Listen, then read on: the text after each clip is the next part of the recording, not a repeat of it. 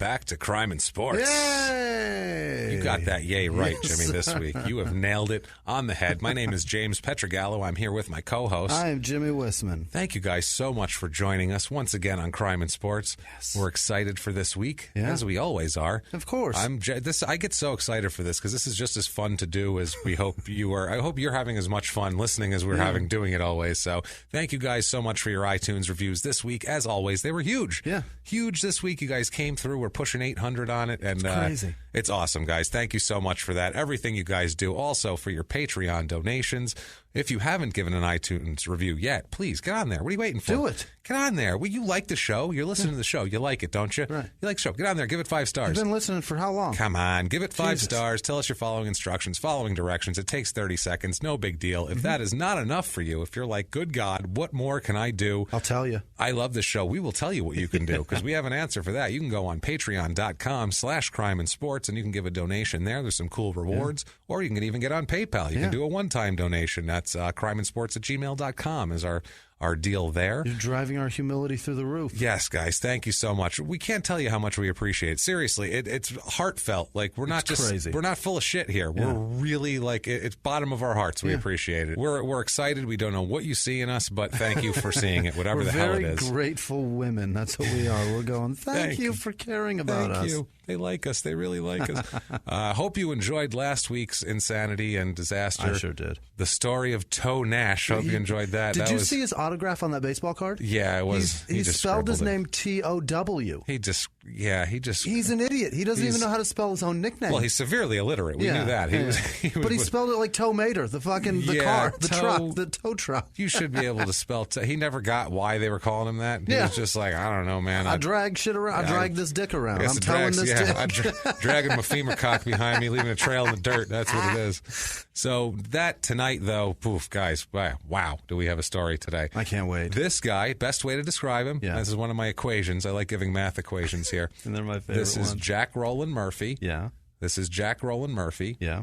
Plus Murph the Surf. Plus John Paul Sr., the race car driver who killed multiple women and ran and took off to exotic locations. He's still out there on the lam. I believe there's still a phone number you can call if you've seen him in the Fiji Islands or anything where he might be. Okay, so it's Jack Rowland Murphy plus John Paul Sr. Murph the Surf was the one that slid down the Venetian blinds and then killed women. Stones. Yes, and then killed women and got out and was considered a good guy. Right. So it's Murph the Surf plus John Paul Sr.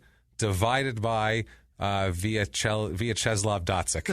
That's what we have here. Divided by psychopathy? Divided by Dotsik. Right. That's exactly what this guy is. So there's no, what is the word I'm looking for? Psychosis, I guess? Oh, it's plenty of, he's got it all. Let's get into this because it's there's no racism. Wow. That's what it is. Oh, there's plenty. That's where Dotsik comes from. Plenty of racism. Multiplied by then, maybe? Oh, you have no fucking idea, Jimmy. This is just...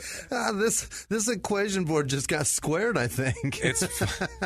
This is insanity from start to finish. Let's go. Let's get right into our guy. It is Miklos Sandor Dora Jr. Bet you never heard of him. Big and he's fucking a junior. shocker. You betcha. Of course he's a junior. God damn it. Bet you never heard of him. Better known as Mickey Dora. Okay. Mickey Dora. He's a surfer. D-O-R-A? D-O-R-A, like the explorer. Like the explorer. Like the explorer. Mickey, you can see it. It's spelled alternately. He spells it Mickey like Mickey Mouse a lot of times. And then a lot of times when he thought he was cool, it was just M-I-K-I. Oh, that's how he'd spell Mickey.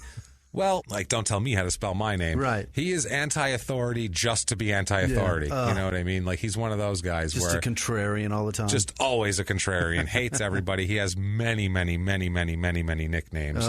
Known as the Cat is his main nickname. D-A? The Cat. Yeah. And this is from the 60s, too. This isn't like, the original This Snoop. isn't Da Brat. Yeah. This is the Cat from the 60s. The Gypsy Darling, Malibu Mickey, Kung Boo, which I don't know what that is. Whoa. The Fiasco Kid, I like Kung Boo. That's something you call your girlfriend. Yeah, what up, Kung Boo? Well, she got a Kung Fu Grift. Yeah, but it's BU. Oh. And finally, the Black Knight of surfing. Okay. So, and these are all, and these aren't self-given nicknames at all. These are what people call him because he's a fucking maniac. Kung Boo because he's from Malibu. Is that what you said? Yeah. He's the king of Malibu. They called him forever. That's why he's Malibu Mickey. He was the king of 1950s Malibu. And we're going to get into the story because it's insane, and it's a travel back in time, right up to almost the current time, and lots of just craziness here. He was problems down the PCH. Oh God, that's what this episode is going to be called here. Well, we'll come up with something more insulting to the subject. Yeah. You know, man, I'm going to come up with something worse than that. You know, so he was born on the 11th of August, 1934. Oh my God, so an older gentleman in Budapest, Hungary. Oh, he was born in. Yes, he's from Budapest, this guy. But you'd never know it because he moved... Him and the Gabors. That's him and the Gabors. He moved to Los Angeles with his family in 1935 when he was only 6 months old. Oh. So he does not remember any Hungary nights. Yeah. You know, none of that shit at all. Somebody else brought him to America and gave him a better life. Absolutely. But he fucked up. Those people were Miklos Sr. and Ramona Dora. His mother, Ramona, was actually an American woman. Father Miklos is a real cultured guy. Yeah. He's very cultured. He was in the army, and we'll get into this in a second. He was in the army in Hungary. Yeah. He was like an officer, and he's very like cultured. He knows a lot about wine, and he knows about art. I'm going with wine. He knows about wine. He knows about art. He's that kind of guy. He's kind of a highfalutin kind of fella. Ramona is also a classy. She's a classy broad. This Ramona, classy dame. Yes, she went to Beverly Hills High actually. So I mean, she's a California girl. Yeah, she's a California girl. Black haired though, not a blonde. Okay. And the father was a lieutenant in the Hungarian whatever the hell. Gotcha. So you got that now. Whatever the hell here, the army or I don't know if they have a navy military, over there. Yeah. Whatever, a bunch of guys that sit in a hole and wait to be taken over. The first fucking. I don't think Hungary's known for their military presence, really. They're much of a powerhouse when it comes to military might. Not at all. So Mickey is introduced to surfing by his father in the 1930s. Okay. His father, as soon as he got there, started surfing. Really? Yeah. His father said he wasn't any good at it, but he thought it was fun to just dick around on the water. But the second his son got out there at 4 years old, he was a natural. Do that. It's so fucking scary. Immediately a natural. He said he just had balance, and he was just. It was like young. He was made for it. He was 4. When you start anything when you're 4, you know you're going to get into it. And they lived by the beach, and they went there all the time. There's an interview with his father where someone comes in and there's photos of him, and they show a photo of Mickey at 6 years old holding a surfboard in 1940, saying this was his first day on this one beach, and.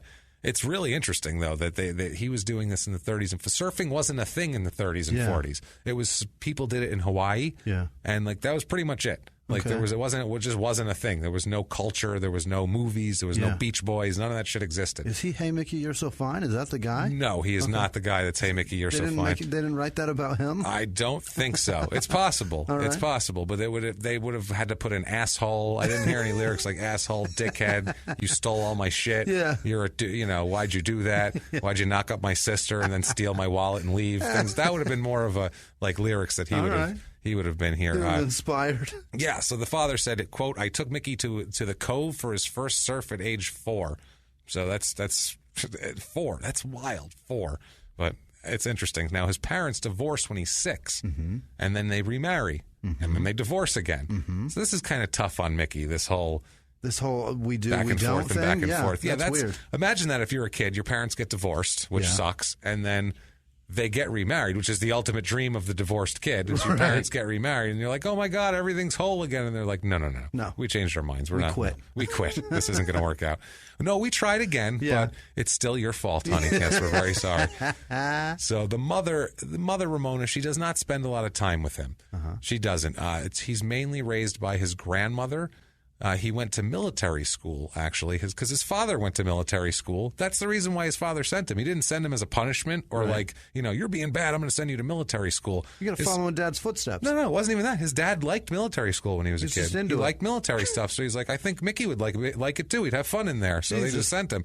It was wild. Yeah, he had a hands-on father. His father was trying. They put him in boarding schools and military academies and all that sort of thing. His father left the country from 48 to 53, so his father wasn't even around. But it didn't matter because Miki was so into surfing, he didn't care.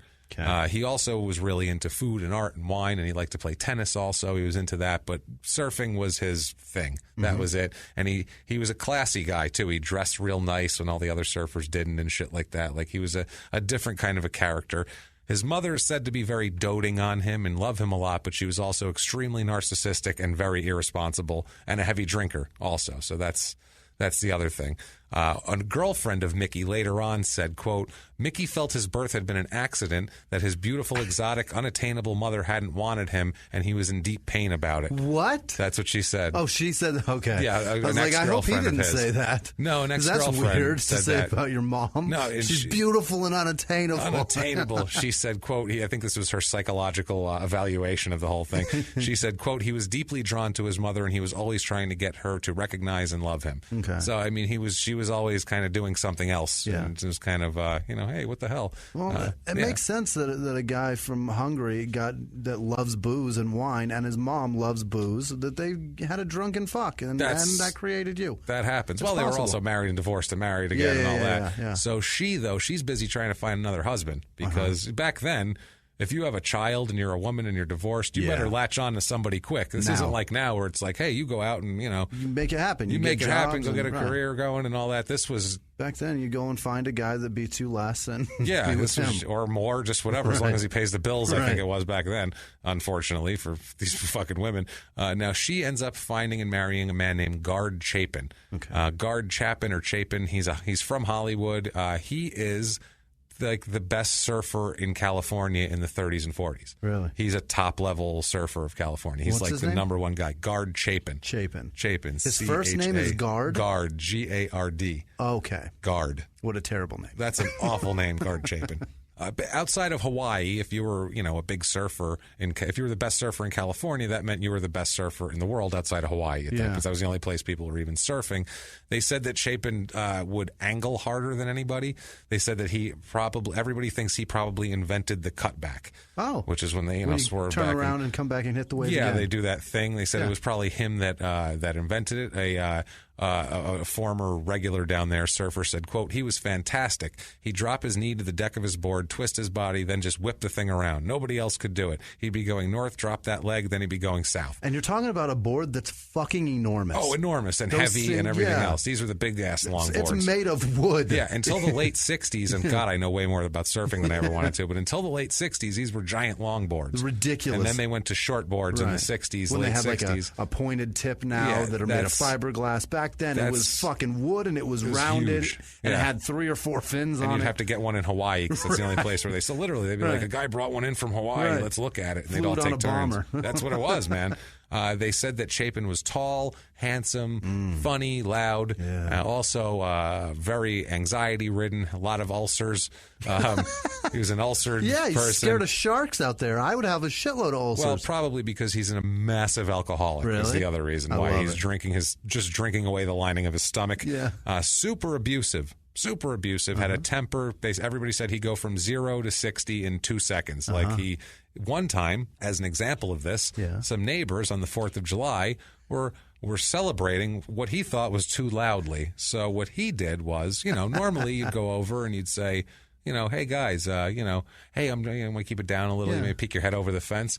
No, he got a shotgun and fired a couple load of buckshot over their heads to scare them. Not into the air. He in their direction over their heads going, keep it down, assholes. By the way, that shotgun's much louder than what they were doing. Fuck yeah. You want to hear loud, assholes? Boom. Now keep it down or I'll be louder. And here's another one for good measure. And this is in the city. This isn't like in the middle of nowhere. This is in Hollywood. Like you can't be firing off buckshot in the middle of L.A. and in a half-decent neighborhood. That's not all right. Another time, he gets super drunk. Of course he does. Oh, man. Gets Miki in the car with him, takes him downtown. Yeah. He's shit-faced, gets out of the car, gets a baseball bat from the back seat, and starts going around up and down the entire block because they just installed parking meters, bashing them all with a baseball bat, taking them out, screaming, quote, communism is taking over. Communism is taking over. Dad's a fun guy. Oh, yeah. He said to Miki, he said, quote, Miki, these bastards want to control everything. Now they want to make us pay money to park on the street. And they're just bashing him. And Miki was like, holy shit. He's like, a what is great going guy. on? Yeah, but he took this as like, he took this as an example, Miki. Yeah. He was like, okay, you get pissed off at the man, you lash out, you scream, you yell, you bash shit with a bat. Okay, I get it. Like, shoot shotguns. And shoot shotguns over people's heads. Like, this is his example of a person who, this is a, Yeah, that's how you lead your life. You're taking your cue from this guy, which is wild. Now, at this point, too, he's surfing and he's a teenager and he's a badass in the scene. And when people ask him his name, he uses Chapin. Really? He'll use his name is Miki Chapin is what he'll use all the time. That's the stepdad. Well, yeah, because the stepdad is a legendary surfer in the area. Yeah. So when he goes to the beach and they say, "What's your name?" and he's like, "Oh, I'm Miki Chapin," and they're like, "Oh shit, he's the first second generation surfer there." Okay. So he gets mad respect, and it's kind of one of those things.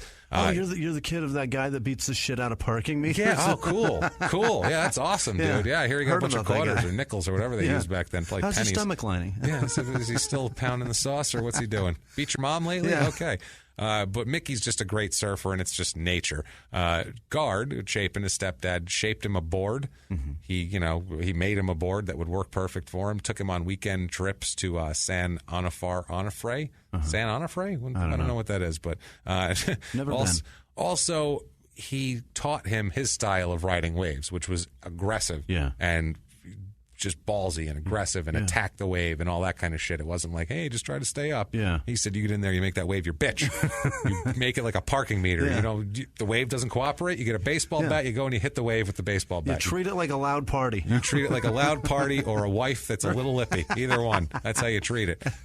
So he basically got both sides. Miki gets both sides. He gets the kind of a worldly sophistication, the wine and the art. And he gets that from his father, and he gets this rebellious, insane streak from his stepdad. Does he have an accent like his parents? No, he doesn't. He was 6 months old. 6 months old when he was born here. So he's just got like this weird 40s, 50s California accent that's kind of strange. I know people that just grew up around people from other countries and they talk like idiots. His dad wasn't there. Yeah, like idiots. Like idiots. His dad wasn't there very much either. So he speaks perfect English. So he talks like Garth. It's mainly like, bro, dude. Yeah. I'm sure. Like Hang that. ten, that shit. Yeah, these are the guys that came up with all of this surf shit. Like all the hacky cliche, like, hey, daddy-o and shit like that. These are the guys who made all these words up. We blame this fuck. Yeah, they invented Gidget, as a matter of fact. Really? We'll get into that in a minute, too. But yeah. The TV show? The TV show Really? movie, that comes from these guys. Wow. Which is, we'll tell you how the origin and now the of that goddamn started. dog name.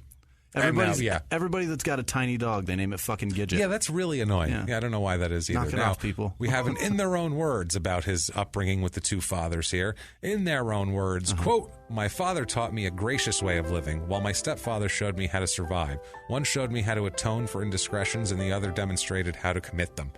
So he's saying, like, my dad was nice to me, taught me all the good things, and this guy taught me to be an asshole. Yeah. And so I'm an asshole now. Now, he has a friend that he hangs out with, grows up with. It's from the late 40s. They hang out and surf, and just kind of his beach bum partner named Tube Steak. Get the fuck out of here. He nicknamed himself a slang term for a dick. And he's still alive. What? And the man is 70 years old, 70, 80 years old. Still goes by Tube Steak. He will only answer to Tube Steak. He will not. That's why I didn't even write down his name, because I'm like, what does it matter? He's just Tube Steak. When a guy's Tube Steak, he's fucking Tube Steak, man. What do you say? Which Tube Steak came from back then. If you were a show-off, they called you a hot dog. Right. They called him a hot dog, which is slang for that was Tube Steak. And now is what people call your dick. So now he's Dick. So Tube Steak said, quote, guard, you like Tube Steak, don't you? What an idiot. The best part is we're going to be talking to Tube Steak like all the time. The second it turns into a slang term for your dick, you drop it forever. Bad. Forever. Some people still call themselves Dick. That's true. Never mind Tube Steak. They say, I'm Dick. Okay. Great. Good for you. So, I mean, if people still call themselves Dick, there's really no hope for there's no hope for a stopping of penis-themed nicknames. It's not going to happen. Sorry, it's just not. Femur Dick cock, is tube horrible, steak. though. Why would you? People do it. You go by Richie. That's your nickname. How bad is that? That's Richie, right. You can even get Rick out of Richard. Yeah. Call yourself Rick. That's kind of cool if you're in the 80s. Who cares? It's not better than Dick. Don't take Dick. So let's see what Tube Steak had to say. That's good advice too. Don't take dick from anybody. If anyone offers you dick, you say no. No. You say no, and you tell an adult. And if an adult named you Richard, what about somebody? Run away. There's somebody out there whose name is legally Dick. Like it's not. It's they didn't even name her Richard. Like, let's name him Dick. Okay, and they didn't know that Richard was the name. Yeah. His name is just Dick, and he can't get away with it. He's like, fuck. That's horrible. What do you do if your name's Dick? Like you. Your name is Jimmy. You have no options. You fucking change it. That's what you do. You don't have, like, my name is James, so I can go by James, Jimmy. You're Jimmy. That's it. You're fucked. You can't even have James. You're just Jimmy. I'm being very hypocritical right now because Jimmy was a cool nickname until Snoop Dogg came around and started calling condoms Jimmy hats, which now your dick's a Jimmy. Yeah, kind of. Yeah, but it's only in the context of if there's a condom on it. Yeah. That's it. Otherwise, I don't say, get your Jimmy out. Right. I've never heard that before. I'm gonna suck your Jimmy. Yeah, never heard that before, ever. Thankfully. Good. No woman's ever said that. Don't start that, please. Never. So, please don't. Without further ado, let's hear what Tube Steak had to say, shall we? Because we all want to hear from a grown man named Tube Steak.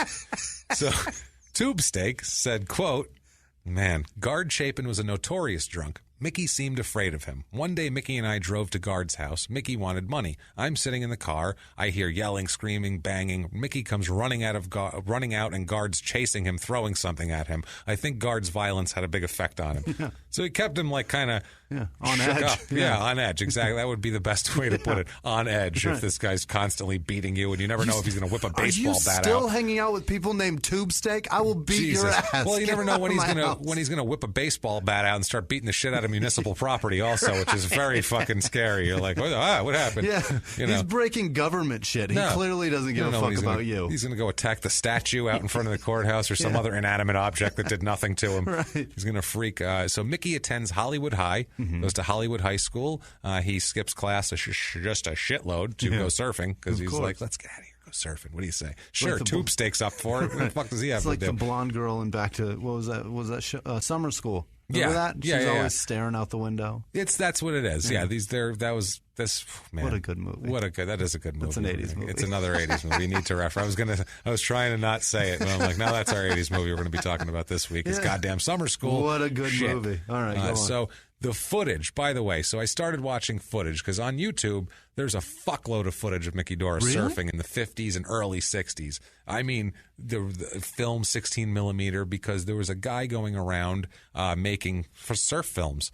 And he made all these surf films. He ended up making The Endless Summer, which is a very famous surf film that they still release it once in a while in like IMAX and shit. It's a crazy, they went around the world surfing for one summer, finding the biggest wave. God, your arm must have been so exhausted. But that isn't that when they had to do that? No, I don't think they had the crank then. No. But it was still a shitty film. But I watched so much of this shit to see him.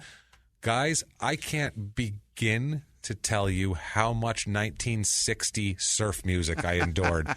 Holy fuck. It's the same guitar riff. Really? And then they figure out something. Is that Dick Dale? They all sound like that. That Dick Dale song. Every song sounds exactly fucking like that. Everybody that back then was named Dick somehow. My goddamn ear. Everybody. Tube Steak. This is Dick. This is fucking femur cock. My ears were bleeding from this goddamn surf music. I watched hours of this and it's every one, and they'll start a new song, and I'm like, maybe this will be different. I'm like, fuck, no. If it's not Dick Dale, it's that Wipeout song. God damn it. There's a shit. That's a big genre with tons of bands that all sound exactly like that. Exactly the same. So I'm watching him surf. Patreon.com/crime and sports for enduring that shit. You watch fucking 2 hours of surf music. Good goddamn luck with that shit. And those bad bikinis. Oh, man. So he looked so casual on a surfboard. Really? He looked like there was nothing. Like if you just put a piece of cardboard down on the ground and said, stand on that. And you just looked like, sure, I'm standing on it. Now what? Like that's what he was looking like on a board while he was on top of a wave. Wow. Just like this is nothing. Yeah. I guess that's what comes from when you do something from the time you're 4. Yeah. You're, whatever. You're pretty good at it. Yeah, I would think so. So he's surfing a lot. He's holding actual jobs at this point in time in his early 20s intermittently. Right. He's a parking lot attendant. He works in a restaurant called... He's a parking lot attendant? He's a parking lot attendant. He's a valet. Yeah.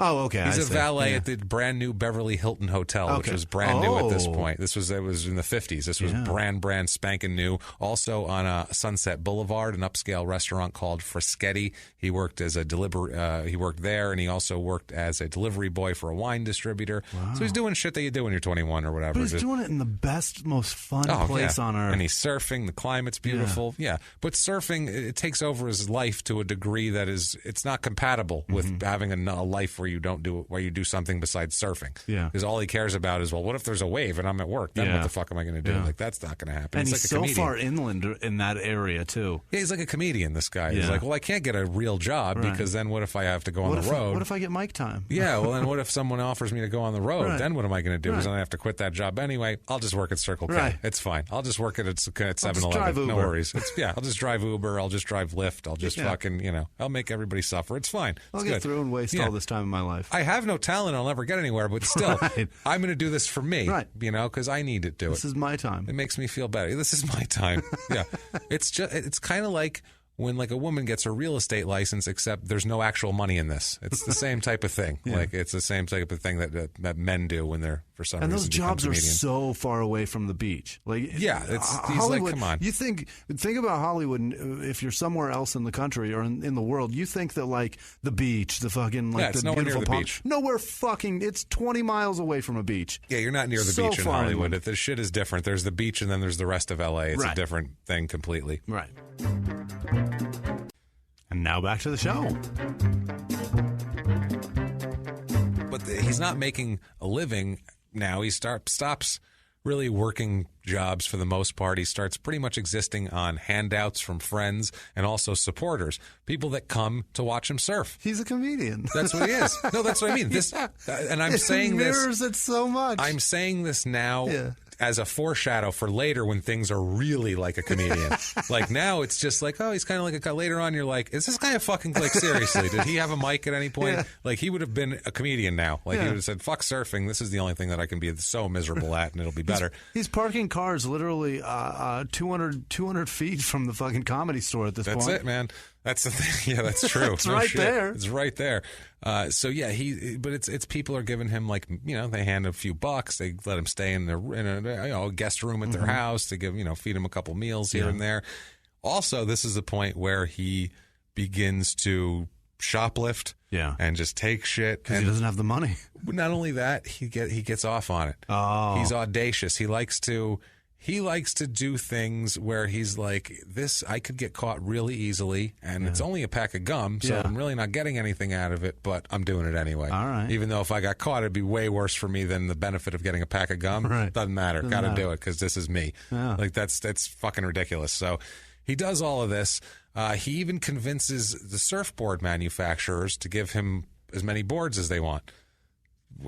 Which he would just because he's who he is. Yeah, he'd be like, I'm really good, and everybody comes to watch me on the beach. So you should give me your board, and then people like see I'm using your board, which he would use like 3 times and then sell them to people. So smart. So he would just get them from the manufacturer, and he'd end up selling them off for more than they would have sold them for because it's his board because now. He put his feet on it. Yeah, so it's fucking hilarious. So this is his first kind of scam that he's running. That's a great hustle, and it's a good hustle. It's not bad. And also too, at this point in the 50s, friends are saying that like he writes up all this like elaborate shit, like this investment stuff. Like, hey, let's do this investment and we'll do this. And you have to put money in here and I'll put money in here. But like in the end, like, cause they have these letters now that he wrote. And in the end, like all of the terms were very favorable to him. Like he was still scamming everybody all the time, trying to get over on anybody possible. Hilarious. Absolutely. He would do that. He'd also shake down like young surfers. Really? Like young kids that looked up to him, like teenagers would come and he'd be like, yeah, blah, blah, blah, give me $5. You know what I mean? Like, really? Yeah, he could come, why don't you come? Yeah, I'll tell you all about that. You give me $5. I need $5 to get over here, and then I'll tell you all about it. He would just do this shit. Yeah, you should. When comments are like, you should. When comments are like, how do you get on the stage there? How do you do that podcast and blah, blah, blah. Just be like, come with me. You got $5? Yeah, it's a little more now. It's not going to be $5. But he'd shake them down, and they thought it was cool. You know what I mean? there's a writer-director named John Milius who he started making surf films, and he said, quote, Mickey had a tremendous influence on us as surfers. Everybody tried to surf like him and have his grace and his style and cool. Okay. He had this cool style, too, like he rode like with his one arm kind of up in the air, like his front arm up in the air, which people didn't really do back then. That's from him. Like a rodeo cowboy? Kind of, yeah. And that's he started doing that. Okay. And people started imitating that in the 60s. Everybody started doing it because it was him, and he got that from his stepfather. Okay. That's how he rode. So he took his style from his stepfather, then everybody tried to take it from him, and he gets super pissed off when anybody imitates his style, just like a comedian. Put your hand down. Wait till you hear what he says. He thinks he's like a comedian. It's hilarious. So, he's like Michael Jordan with his tongue out, and he's like... Pretty much. That'd be Michael Jordan going to all the rec leagues around the country and saying, put your tongue back in your mouth. Put your tongue back in your mouth. That's my thing. Exactly. Yeah. So 1955, Mickey and Tube Steak... yes, Mickey and Tube Steak. Isn't that amazing? It's never going to stop being funny to me. The rest of the sentence is even funnier because Mickey and Tube Steak, you'd figure, do something stupid, or Mickey and Tube Steak jerk each other off or something like that. Mickey and Tube Steak got clerical jobs at Home Insurance Company in downtown L.A. So you didn't expect that one, did you? What's your name, son? I'm Tube Steak. No, thank you for calling Home Insurance Company. Tube Steak speaking. How can I help you? How may I direct your call? This is Tube Steak. You were or how about the other people who were you were speaking to a representative yesterday? Which one? Oh, Tube Steak. Let me find out. Tube Steak. Please come to the phone. So they get unbelievable. So they get a. I'm gonna get a dog and name it Tube Steak. You should. This is my boy Tube Steak. So. They work there, and this is the time they describe it as, too, like him and Tube Steak both describe it as this is like Jack Webb Dragnet L.A. This is like 50s L.A., all the men wore hats. This is like just before that broke. All right. This is that era, so it's kind of neat. Tube Steak? Tube Steak getting you, Jimmy? I can't. It's so immature and so stupid, and funny. I fucking can't stop. It's an 80-year-old man that wants to be called Tube Steak. How can you not laugh at that? I don't understand it at all. Let it go, old man. You're not. Just call yourself John, okay? So now Mickey and Tube Steak are working at the insurance company. Of course they are. You figure they're going to get promotions, right? Yeah, Tube Steak's He's got business cards and everything. Tube Steak's going to be managing that floor in no time, right? Shockingly, they get fired, both of them, for coming in late pretty much every day with sand in their shoes, dripping with salt water and having sand all over them. And they would be doing their thing and literally dripping water and sand onto their work. They're standing on their desk going, what if we did this? What if we did this? Shut up, Tube Steak. I think the best way to ride the board is like this. And then they're doing their fucking stuff in the office. Like, can you do insurance shit, please? Please? Can you sell something? A policy? For fuck's sake, one of you fucking do some math or I don't know. There's a chart. Do something. Figure out why. You move your pencil. Make it look like you're busy. There's no computers back then. So at this point, they're like, what do we do? Well, let's just hang out in Malibu. And Malibu was not what it is now. No. Now Malibu is where movie stars have, like, embedded movie, like Oscar-winning movie stars have giant $30 million homes and all that. Sections of beach that you can't enter. Yeah, this was basically a house here, a house there, and just beach and palm trees and beautiful shit. Like you could still park on the side of the highway to go down to the beach back then. Yeah. Like that's how other time this was. So what Tube Steak did is, and this is in Malibu, they would tase him in 12 seconds when he started doing this now. He built a shack on the sand from telephone poles and palm fronds. What? That's what he built. It's what he built for himself. So he just said, fuck it, I'm going to build myself a Gilligan's Island shanty, second Gilligan's Island reference, a Gilligan's Island shanty shack on this beach and just park it here. And everyone went, that's cool. Yeah. No problem. I was thinking Tom Hanks and Castaway. No. They would shoot him if he tried that. The first time he picked up a palm fronds and tried to lean it against a piece of a telephone pole, they would shoot buckshot over his head like the other guy. There's no telephone poles on the beach, so he had to go knock down some poles and bring it down Chop to the them beach. Up to bring them there. Insane. That's ridiculous. Miki would be living at his grandmother's house and through his early 20s, kind of up until about 1960. Mm-hmm. So he would commute from his grandmother's house down to there and hang out. Down to Tube Steaks, Chateau Tube Steak, where they would Chez Tube Steak, where they would then surf from the beach. Tube Steak recalls. Let's get a Tube Steak quote, shall we? I love Tube Steak's quote, man. Tube Steak said, quote, "We'd burn tires on the beach for warmth and no one cared. What? We'd knock on doors and ask people to let us surf their private beaches, and they'd let us. With 18-cent cheeseburgers, cheap gasoline, and $3 an hour jobs at Safeway loading fruit from 4 to 7 a.m., you could be a surf bum." Wow. So you could survive. You could work a 3-hour shift from 4 to 7 a.m. for $3 an hour, and that would buy you everything you need. Everything you need. You got a shack on the beach. Tire fires. That's how they're staying warm. With a fucking tire fire. They built a shack and burned tires in Malibu on the beach, and everyone's like, Brad no Pitt problem. If that's okay now. That's cool. Yeah, no worries. Angelina Jolie will have you arrested. That sounds like a great life if you're 20 years old and you just live for the ocean. That sounds amazing. Like the fucking dream, man. Yeah. Now, there's 18-cent cheeseburgers, James. 18 cents. And gas was cheap as shit. Get a cup of coffee for a nickel. It was a fucking great time for that shit. Dairy Queen's cheeseburgers were 18 cents. Oh, man. As long as you weren't black, it's a dream time to be. If you were black or if you had any sort of conscience about how people should be treated, not so fantastic. But otherwise, just for this. The 30s were amazing. Decent. This is the 50s. The 50s. So one of the women that hung around there, and someone we'll talk to later, but I don't want to quite introduce her yet, she said about Miki, this is how he would be. He said, and when we'd go to the movies together, he'd sneak in an intermission without paying. And when we went skiing at Mount Baldy, he'd walk up the mountain rather than paying for a chairlift. Wow. So he can't do anything by the book. No. Even if he doesn't have to, he has to scam. Absolutely. He just has to. It's just in his fucking nature. Why pay the money when you can just do it this way? It's in his nature. It's like the guys with the John Douglas Mindhunter FBI profiler guy arrested a gambler. They did a big Super Bowl gambling crackdown in the 70s, and he's sitting in the back seat with the guy. I told this story once before, and he says, "You're a smart guy. You can do more." Like like what you tell Julia Roberts when she's a prostitute. Like, you seem like a smart girl. They said, "You're a smart guy. You could do more. Like, why are you doing this? Why can't we make you stop doing this?" And it was raining out, and the guy pointed at 2 drops of water on the window, and he said, "See those 2 drops? Which one do you think will get to the bottom?"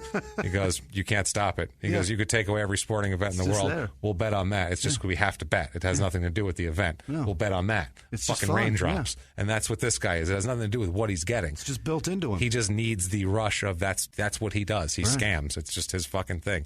Now, Chapin, Guard Chapin, the stepfather, in 1957, he dies. Mm-hmm. This messes up Miki a lot. Even though the guy beat him and everything else, he was still his father figure now, and he was the guy he was looking up to and his surf idol and all this shit. And it was a mysterious death, actually. We'll get into this here. Chapin, what they say, he gets in a car accident in 1947. And his life kind of hits the shits after that. He's injured and he's not doing well. Guard Chapin. After the accident, it takes him about a year of convalescence to get his shit together. Really? He was injured pretty bad, and they don't have the technology they have now to fix you up after that. No. So and those cars too. When you get in a car accident, in one of those cars, it hurts. It hurts. Yeah. There's no seatbelt. You were flying through the windshield or and impaling the steering wheel. And if there was a seatbelt, you weren't wearing it because there was no law for it. This is the 47. There was not even. They didn't even think of seatbelts until the 50s. Your body absorbed all the energy because the car wasn't built to. You hit the steering wheel. Right. That's what it was. I remember the early 50s. They introduced steering wheels that collapsible. When you pushed, they gave like 3 inches. They're like, that ought to do it. That'll do it. That'll save your sternum and rib cage. Problem solved. Drive faster. Can we raise speed limits? Yeah. Can we do that? Is that possible? Cars are safe now. Yeah, let's put some more horsepower in there. Also, too, those cars, they were all steel. Like they were meant to hit shit and bounce off and be fine. Yeah. You didn't have to do much body work. No, you didn't. It was just bang it out. It's steel. It'll be all right. Yeah. But when your car doesn't take the impact, something else does, and it's the only thing left is you. Right in the steering wheel. Yeah. And right through the windshield. Or a steel dash. Yeah. That was the thing. The best thing you could hope for would be to drive into the steering wheel, because otherwise you were going through the windshield and out into the street. So that's a little better. So after this car accident, he loses his job. Mm-hmm. He was a cabinet maker and a maker. He was a fine. Ouch. He made really well put. Like, he made surfboards. He had a craft. He was a good craftsman. He made wood things. The marriage breaks up with Miki's mom. Yeah. So what Guard does, drives down to La Paz, Mexico at the end of 57 to go skin diving. Whatever that is. I don't know what skin diving is. Skin diving, is that just with a suit and no apparatus? I don't know what it is. I think that's what it is. Anyway, he gets really drunk one night, Guard, gets hammered at dinner. He goes out in a dinghy and says he's going to row out to a friend's boat was his thing, and he was going to go out there and hang out.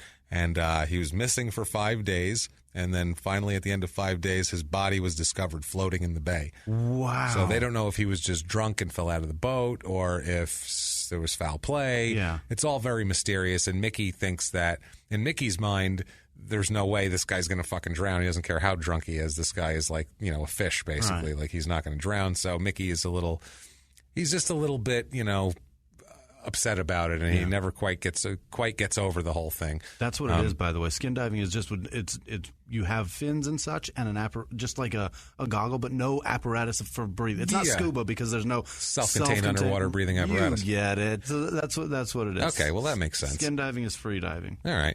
So, and later on in 1969, Miki would give an interview where he talked about Chapin, and what he said there is he said, quote, "A unique surfing frontiersman who had a profound influence on my life." He said also at this point, in the 60s, he drops the Chapin from his name and he just goes by Miki Dora. Really? Because he was going by Miki Chapin Dora for a while. Like, he was using Chapin as like a middle name, and then he just dropped it altogether. And he said he felt bad about that later on too, which is strange. Now, a friend of his who was a Malibu surfer and kind of a friend of his named Bob Cooper said that after Chapin's death, quote, he, quote, never saw Miki laugh spontaneously again. Never a belly laugh. An amused laugh maybe, or a constructed laugh, but never just a let it all hang out laugh. What a miserable life. So, yeah, he just basically lost all his joy at that moment in time. He's no Wissman. No, he's no Wissman. Greg Knoll, who we'll talk a lot about, Greg Knoll, who ends up making his Decat surfboard, which it's a legendary surfboard that's still legendary. Okay. He's kind of a legendary guy, Greg Knoll. He said, quote, "When Guard died, it seemed like Miki made a sharp left turn," which he did, because now he's had all these little scams and shit like that and the cutesy things, but now he starts getting ballsy with things and just treats... Wait till you get into some of this shit. It's wild. He keeps surfing. Miki goes all over the world, somehow gets money to go all over the world. People support him. People believe in him. He just basically, they go over to find the best waves. That's what it is. Everywhere. And once in a while, he'll do a competition too, and we'll find out his thoughts on competitions in a little bit. But $9 a day, he figured out how to do this? Yeah, no. People are giving him money. He's not just robbing people. He's not working. You kidding me? Okay. No, you kidding me? This guy's not working for shit. So he goes there. He goes to Hawaii because they have the biggest waves in Hawaii. They're known as the tallest waves there. This is the thing about him. He does not hang out on the beach after surfing or unless he's surfing. Really? He doesn't do it. The only time you'll see him either not in the water is if he's just resting up to go back out. Really? Otherwise, he's not hanging out at the beach. He might kill a little time. He'll go wander over and talk to the guys for a minute, but then he'll go back by himself. Really? And he's just not really interested in the whole social aspect of just hanging out at the beach with these people. He says, when there's surf, I'm totally committed. When there's none, it doesn't exist. That's what he's talking about the beach. He's like, there's no surf. The beach is bullshit, and I don't care about it. I mean, that sounds familiar. Who does that sound like, comedian-wise? If the comedy club's not open, I'm not coming. No, but you're not. If you're not on, you'll still go hang out. Yeah. If I'm not on, you won't catch me within 20 miles of that fucking place, and you know it because I'm not going hanging out with people. Every headline I don't give a fuck about you people. I don't care. I don't care about any of you. I'm going to hang out with you. I don't want to do it. I'm there only if I have to be, and that's what he does too. And if he's there, it's great, and he's into it. But if not, reminded me, I was kindred spirit with this guy when it comes to that. I was like, that sounds like me with comedy. Like, I might go over and talk to people for a while, but then I'm going to go out by myself, and you can find me if you want to hang out with me. Let me know when I'm almost on. Yeah, that's fine. That's perfect. Let me know when I'm next. Exactly. Now, he goes to the North Shore, like I said, for these waves in Hawaii. That was big thing. Yeah, I was thinking, what's the beach there? It's North Shore. Yeah, North Shore. And this was when it was first. I mean, This is the boomtown of it. There was nobody there. It was just the locals. Oh. And then he would come in. So nobody even knew? Well, I mean, no, the surfing wasn't a big thing. Unless you were really into surfing, you didn't surf. There was no casual surfers. It was like either you had that lifestyle or you didn't. Yeah. That was it. It was one of those things. Is this what Pipeline is that? Guys would come in, I'm not sure. Okay. We have an in their own words on the North Shore deal. In their own words, quote, I was one of the first 20 or 15 that rode the North Shore. I don't know. Doesn't make any difference to me who's the best in the world, who's the worst in the world. I don't give a fuck. I don't give a damn. If people think I'm any good, fine. If they don't think I'm any good, I don't give a shit. I'm there to ride waves and enjoy myself. That's all emotion and release, and it's all I have. Wow. So, doesn't give a fuck. Yeah. Go fuck yourself. He doesn't really care. Doesn't care. Yeah, it's so funny. There's an interview with him from a competition at North Shore, and the guy's like, you're used to kind of riding smaller waves. These are big high waves. And he's like, but I've been watching you out here all week practicing. You're looking pretty good. And he goes, pretty good? I better be better than pretty good. I mean, these guys are impossible. The waves are you. I don't know what you're talking about. Like, he was just, this poor guy was like, okay. He's like, I don't know what you're saying, but I better be better than good because this is crazy. And these guys are good. And I don't know. He's like, I'm not a local. This isn't my thing. Right. And these guys know what they're doing. It's so funny just watching this poor guy like, oh, okay. Like, he expected him to just say like, yeah. Thanks. Thank you. Thanks. I'll try my best. Yeah, it's pretty funny. Now, an author of a book, Renson, who wrote a book of his that came out later and kind of grew up. He moved to California in '64 and kind of watched Miki on the beach and kind of idolized Miki, kind of a thing. He said of his surfing style, quote, the way he stood on his board, it looked like he was waiting for the bus.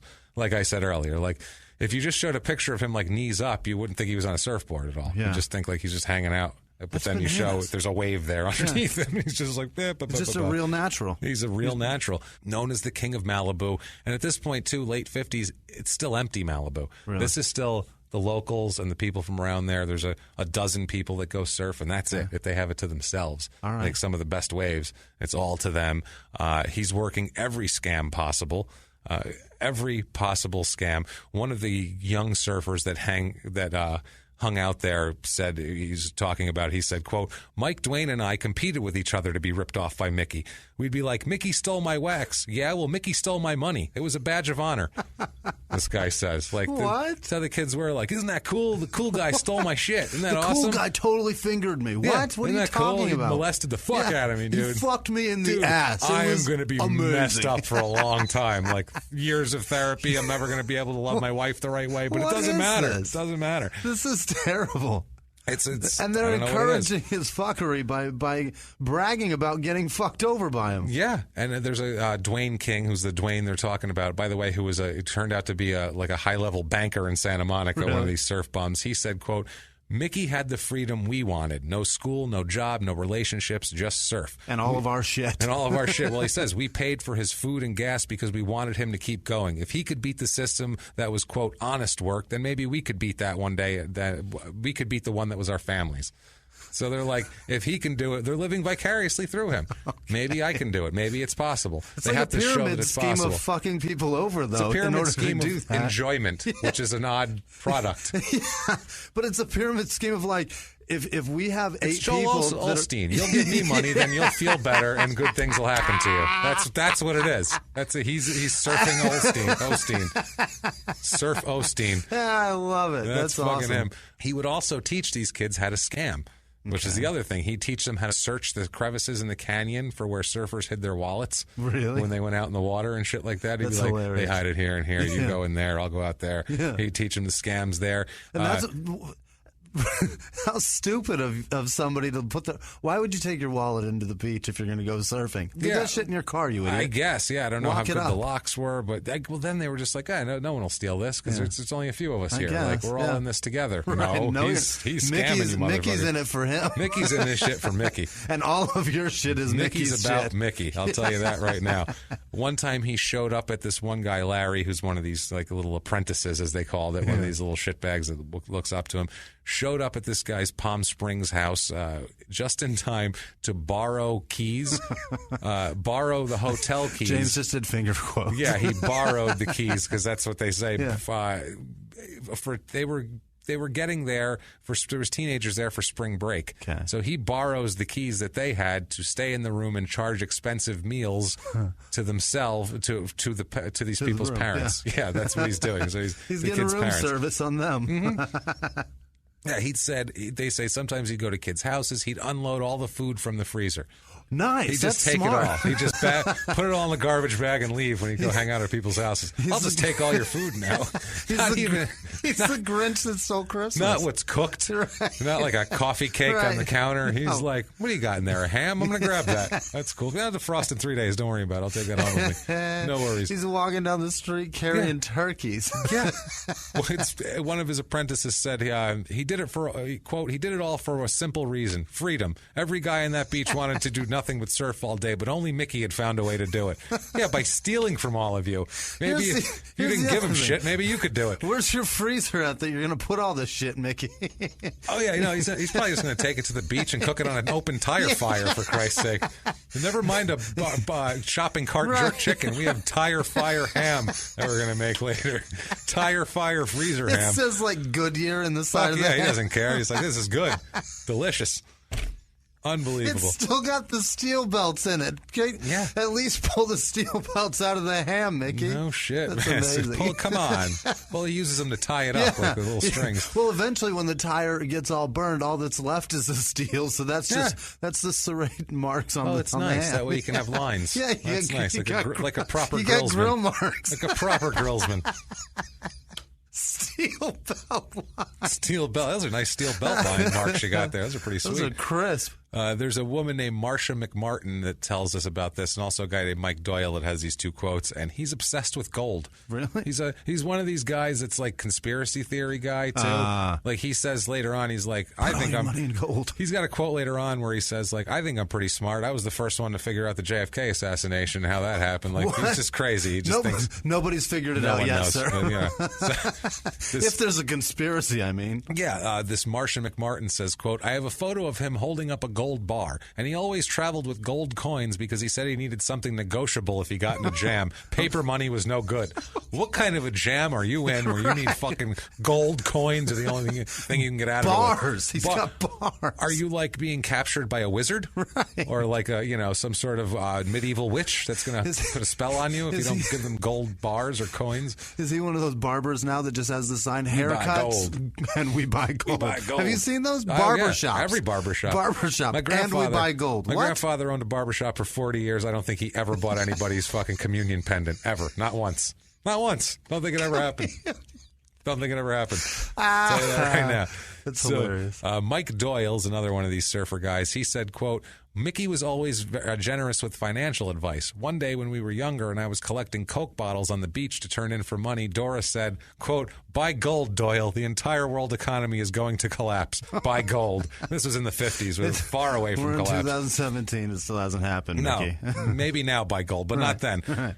He still lived. This is about the time, 1960, when he stops living with his grandmother, starts trying to move out and scam other people. Mm-hmm. Now, this is where Gidget comes in. A surfer in about 1958, one of the surfers that he hangs out with, not Tube Steak, but another one that's in his little group. All right. There's a girl down there, a woman, well, she's a girl, she's 15 at the time, named Kathy Kohner Zuckerman.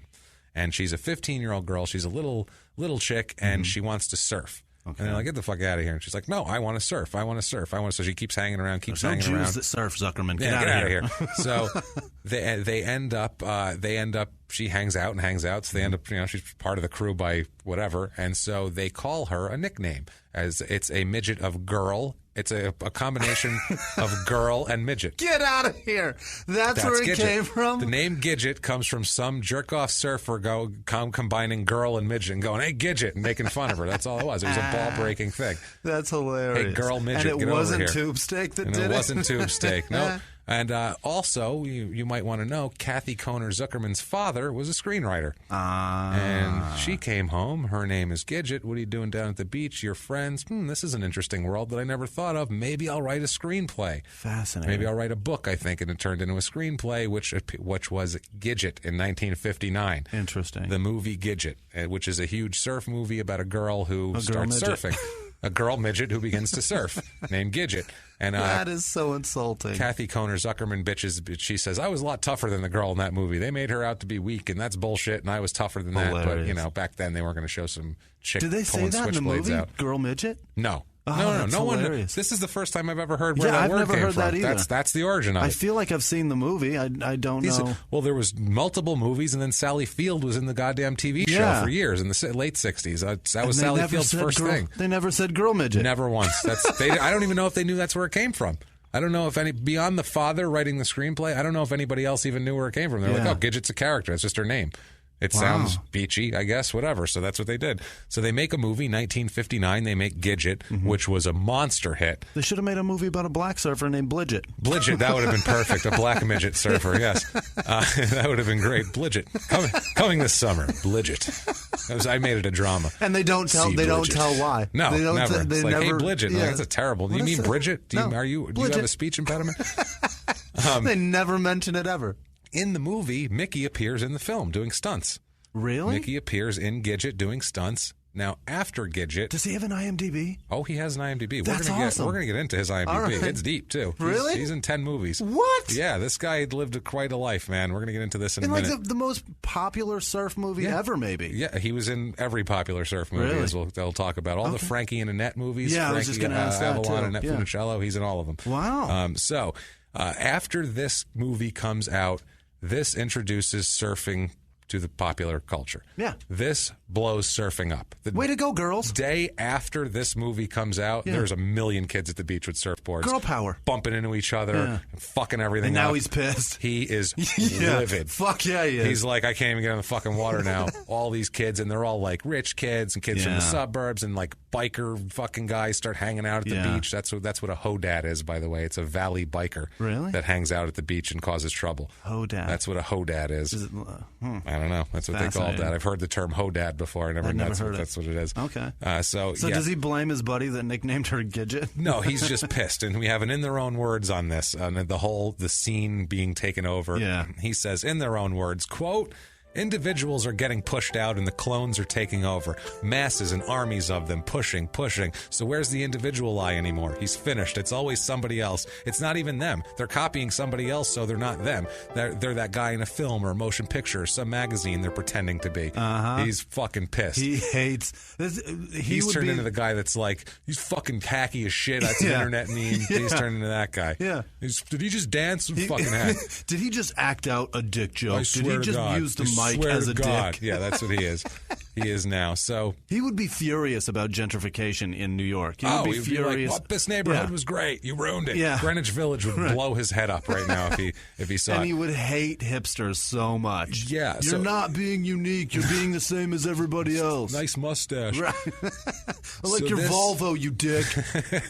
This pissed him off that he was a stunt double for a teen idol. It pissed him off. Of course. His ego was I'm not pop culture. I'm myself. Don't fucking bubblegum pop me. Yeah, an ex-girlfriend of him said, quote, Miki was as good-looking as any actor, but he didn't have the personality and was incapable of diplomacy. So he's not going to go in and audition for someone. He'd be like, hey, fuck you. I'll do it if I want. It's one of those.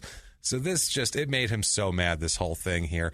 It made him so mad at people, he started lashing out at people. One time he used the fin of his board like a knife to chop a swath out of the back of somebody who was in his way. Oh, my God. Sent him screaming to the hospital, his back cut open, big, huge bleeding assault, out all brother. over the place. Oh, absolutely. With a weapon. That's what it is. He was pissed off and didn't give a shit. And I've seen him on film try to kill a guy on film. I saw it while he was surfing. I'll talk about it in a second here. But people, his surfing is getting better and better and better. Greg Knoll, who's, like I said, legendary board maker and surfer, he says Miki Dora was probably the purest surfer who ever waxed a board. He had a style that was completely his own. He was remarkable. And that's pretty much everybody. This other guy said, Miki Dora personified the rebel surfer, inspiring a generation to defy convention and take off on that wave. Okay. He's like Hunter S. Thompson surfer style, except he's a douchebag, and Hunter Thompson was pretty funny.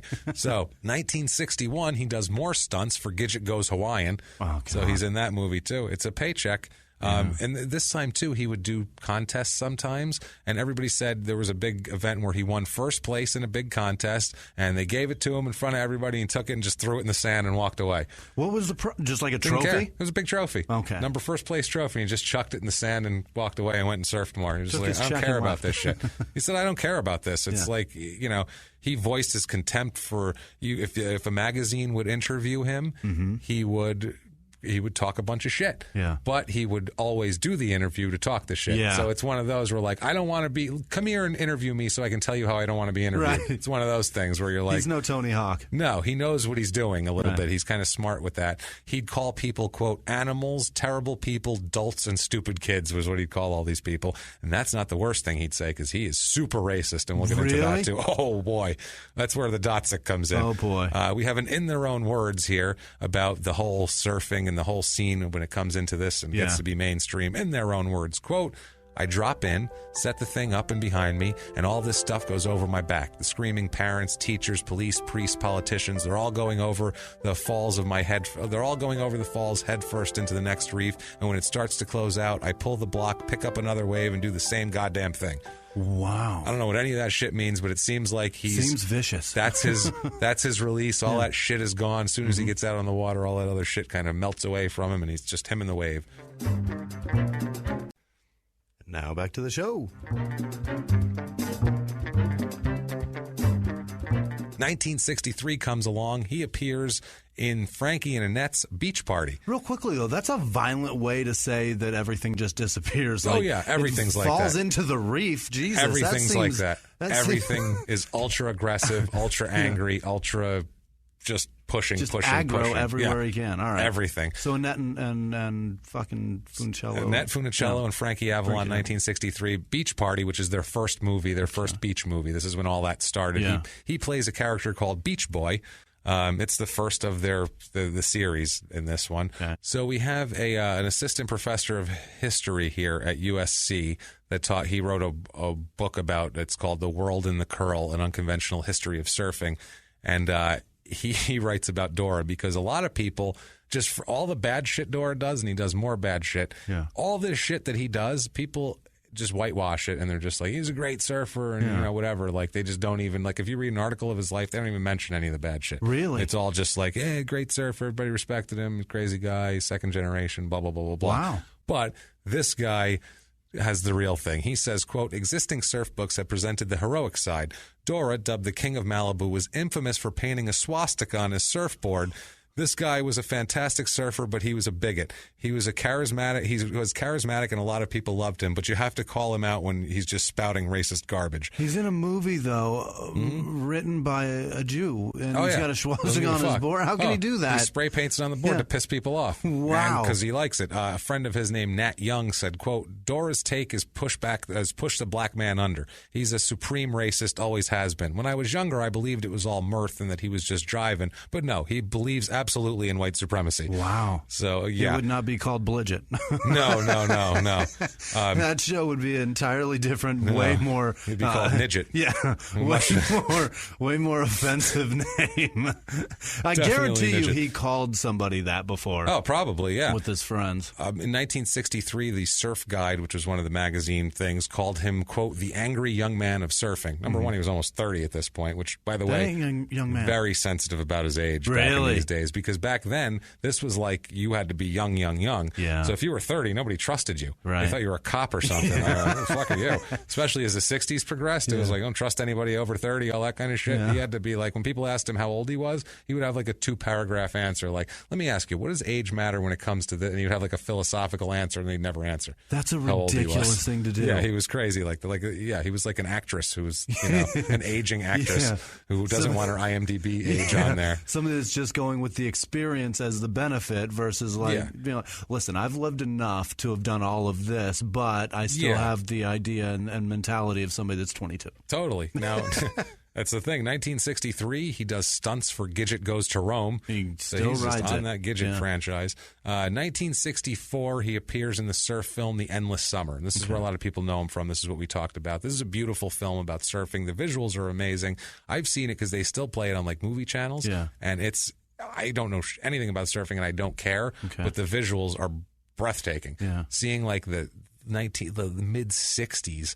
and these guys doing this, and the colors are bright and the waves are huge, and you're seeing locales all over the world that you'll never see, crazy waves off South Africa and New Zealand. It's so cool to watch. It really is.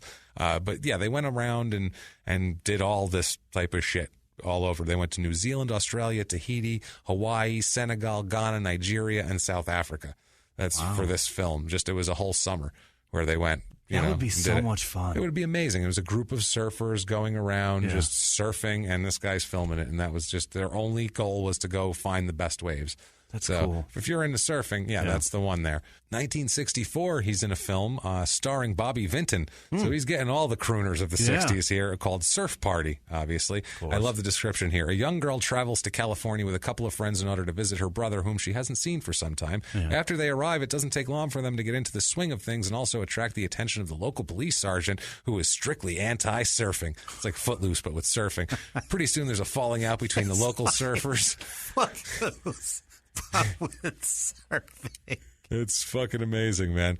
1964, he's in Muscle Beach Party, which is Frankie Avalon and Annette. He plays Surfer Boy, and this is local beachgoers find out that their beach has been taken over by a businessman training a stable of bodybuilders. Those bastards. This is like Breaking 2 Electric Boogaloo. It's a businessman's going to take over the community center, and we got no place to break dance. We got to surf. Oh, man. So, also, too, we have some quotes about his. We have a little bit about his sexuality and his weirdness. A little bit here. He's not gay, but it's kind of weird. He's kind of got some latency to him. It's gay. Everybody called it an unplaceable sexuality. Okay, and it was very homophobic back then too. Yeah. And he was very, very macho. But they all said at the same time he was also undeniably effeminate. They said many surfers thought he was not interested in women because he was only focused on the waves. Some of them thought maybe it was trying to suppress gayness. Maybe he's angry because he's gay? That's possible. Yeah, he might be like Mac from Always Sunny in Philadelphia, which watched Always Sunny in Philly. You son of a bitch. So you'll get my references. We have a quote here. This is his... This is a woman he had a 2-year relationship with. She said, quote, his body language was feminine. His wrist action, his long fingers, the way he put his hands on his hips, it was a little bit fey. That's what she said. So the way he put his how does a gay man put his hand on his hips? Like that. Upside down. You're damn right. Yeah, a little upside like Forrest Gump. Yeah, exactly. So she also said that she described him as being very sexually ineffectual and disinterested. Yeah, except for blowjobs. He loved blowjobs. As much as to be a eunuch, she called it. What is that? No dick. Oh. She basically said he had no sexuality, just didn't care about it whatsoever. No dick. That's what a eunuch is. I just fucking dick something. Removed. A dickless person who once had a dick. He is dickless. Now he's dickless. She called him dickless. She said he just doesn't have a dick and he doesn't care. He's happy to not have a dick. That is awesome. So 1964, he's in another movie playing a college boy. Now he's 30 years old. For those who think young, that one's called. 1964 again, he's in Bikini Beach with Frankie and Annette. He plays a surfer. Here we go. Here's another one. This is a great description. Some of these movies, man. A millionaire sets out to prove his theory that his pet chimpanzee is as intelligent as the teenagers who hang out on the local beach where he is intending to build a retirement home. Of course, he's going to take the beach away from them and put a retirement home on. It's got a chimpanzee and they throw in a chimpanzee It's in everywhere, every which way but loose for surfing. Yeah, that's it. That's exactly what it is. And it's the same movie he was in last time, except they were like, we need to put a chimpanzee in it. They're going to lose their beach, but let's get a chimp. This one's trained pretty good. Who does that? They are so out of ideas. Fucking Hollywood. Mickey would continue his scams. He got certified as blind. He literally got medically certified as blind so he could get free upgrades on flights and take his dog, Scooter Boy, to Biarritz in France, south of France there, and to other places. So, and he is balling. He would never sign anything, really, anything except his golf card. And he would just generally scam people. Like he would do like a beer a hole golf bets and then not pay up and shit like that. He will fuck anybody over in any way he can. He's like petty Carl Panzram is what he is. Like he's not going to sodomize you and kill you and leave you in a train car, but he'll steal some shit from you and empty your freezer out. That he will do. This is amazing. Yeah, he's 1964. He's in Burke's Law, which is a TV series. Okay. He plays a surfer. This TV series ran from 1963 to 1966. Now, one of the surfers on Miki said, quote, he basically represented the anti-establishment, kind of represented the voice outside of professional surfing. Miki represented the lifestyle, and he went on to talk about this guy and how Miki do anything to keep that lifestyle, whether it's scamming, crime, whatever the fuck it takes. He's going to keep doing that. Okay. He is like Surf Hunter Thompson. I like him. It's the best way to do it. I like him besides the Nazi shit. And that part racism. Sucks. The racism is garbage, but the fact that he just doesn't care about anybody, amazing, right? And the contempt that he holds for the money that he made in it, because it promoted his lifestyle, and now everybody wants his lifestyle. He did all these surf movies, even though he said constantly that he hated them, but he'd do them for money, and he would tell people that he was mocking them by dancing weird in them. He's like, I'll be that scene. I'll just dance funny, and I'm mocking the whole thing. It's like he needed the money. 65, he's in Beach Blanket Bingo. He was in that? He's in that. He played Beach Boy with Frankie and Annette. He's getting that Beach Boy gig down. He actually plays a character with a name, and he plays a character called Miki in 1965 Ski Party with Frankie. This one has Frankie, but no Annette. Oh. They go on he goes on a college ski weekend. James Brown is in it. What? And he plays James Brown and the famous Flames appear in the lodge and sing "I Feel Good." Oh, so there's a live James Brown "I Feel Good" in this movie. James Brown. He met James Brown. Probably stole something from him. Probably, I'm sure. 1965, How to Stuff a Wild Bikini. That stars Annette but no Frankie. That sounds like a porno. Yeah, it does. It does. That stars Annette but no Frankie. Of course it does. He plays Beach Boy, and the plot of this one, Frankie is on Naval Reserve duty in Tahiti, which sounds so old school, it's not even funny, and doesn't trust Annette to stay faithful, so he hires a witch doctor to help. Witch doctor. This is definitely a porno. Yeah, the witch doctor conjures up a floating bikini and stuffs it with Annette or stuffs it with somebody else and sends her to distract an advertising executive from trying to bang Annette Funicello. Yeah. What a fucking plot. And then it doesn't work, and then he bangs the stuffed bikini and Annette. That's the porno. Now, yeah, totally. Now he's getting famous in terms of these surf films that he's in, these little ones and Endless Summer and all this. Like, people are noticing him. He's standing out from the crowd in these movies. We have a quote from a review of one of these movies. This is insane, man. This is the quote. Quote, if you took James Dean's cool, Muhammad Ali's poetics, Harry Houdini's slipperiness, James Bond's jet-setting, George Carlin's irony, and Kwai Chang Cain's zen, and rolled them into one man with a longboard under his arm, you'd come up with something like Mickey Dora, surfing's mythical anti-hero, otherwise known as the Black Knight of Malibu. Holy shit. Talk about dropping down and just fucking sucking a cock and juggling the balls and really working it hard. Working it. And Miki charged him to write that. Absolutely. Oh, my God. Heard you wrote my name. That's $5. That's $5. Sorry, hand it over. That's incredible. Let me open that freezer. Let me see what you got. In 1965... He charged Muhammad Ali for him to be compared to him. I guarantee it. Shit. He probably did send him a letter, sir. You owe me money. 1965, he mans a desk. Oh, Jesus. There's a big race riot protest at UCLA in 1965 over civil rights. And he mans a desk for the anti-civil rights group in the protest. What? That's how racist he is. And after the whole thing, he would later declare that Mexicans are overrunning the U.S. and said, quote, from now on, I love American Nazis. Wow. In public, he said that. And by the way, every place in California is named after something Spanish, dickhead. Yeah, How about, he doesn't care. Wow, that's fascinating. He doesn't give a shit. How about Los Angeles? Yeah. So Buena Park, Buena Vista, all everything. That shit's Spanish, son. San Francisco, San Santa Diego. Cruz, every goddamn city in California besides Riverside. Right, Corona del Sol. Think about everything that's out there. So I'm watching this old film from '66. It's a surf film thing. It's not Endless Summer. It's something else. And a surfer shot it, and he's narrating it, and there's footage of Mickey, and the guy even narrates this. Okay.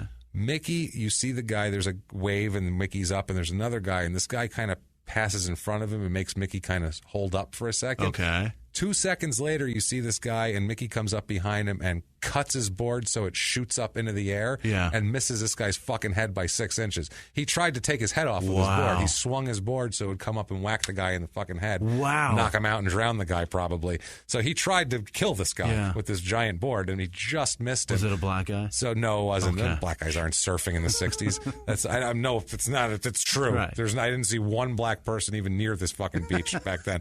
So then they say he missed him with that one. So they go, watch this though. And another surfer surfer comes up behind him, so he fucks with this guy and makes him fall. He's like, couldn't get that guy, so I'll get the guy behind me. Like, he has to stick it to somebody. It's really wild. Yeah, he said, the narrator said, quote, "What I find interesting is that from this point out, you don't see any other surfers anywhere. On the wave, pulling out, in the lineup, it's just Miki Dora all alone with his wave and his thoughts." So that he just cleared everybody out of the water. But everyone was like, leave him, don't go near him. He's going to fucking kill you. So he's going to kill us all. He's scary. And he says about all this, in their own words, quote, "It's just because I'm authentic.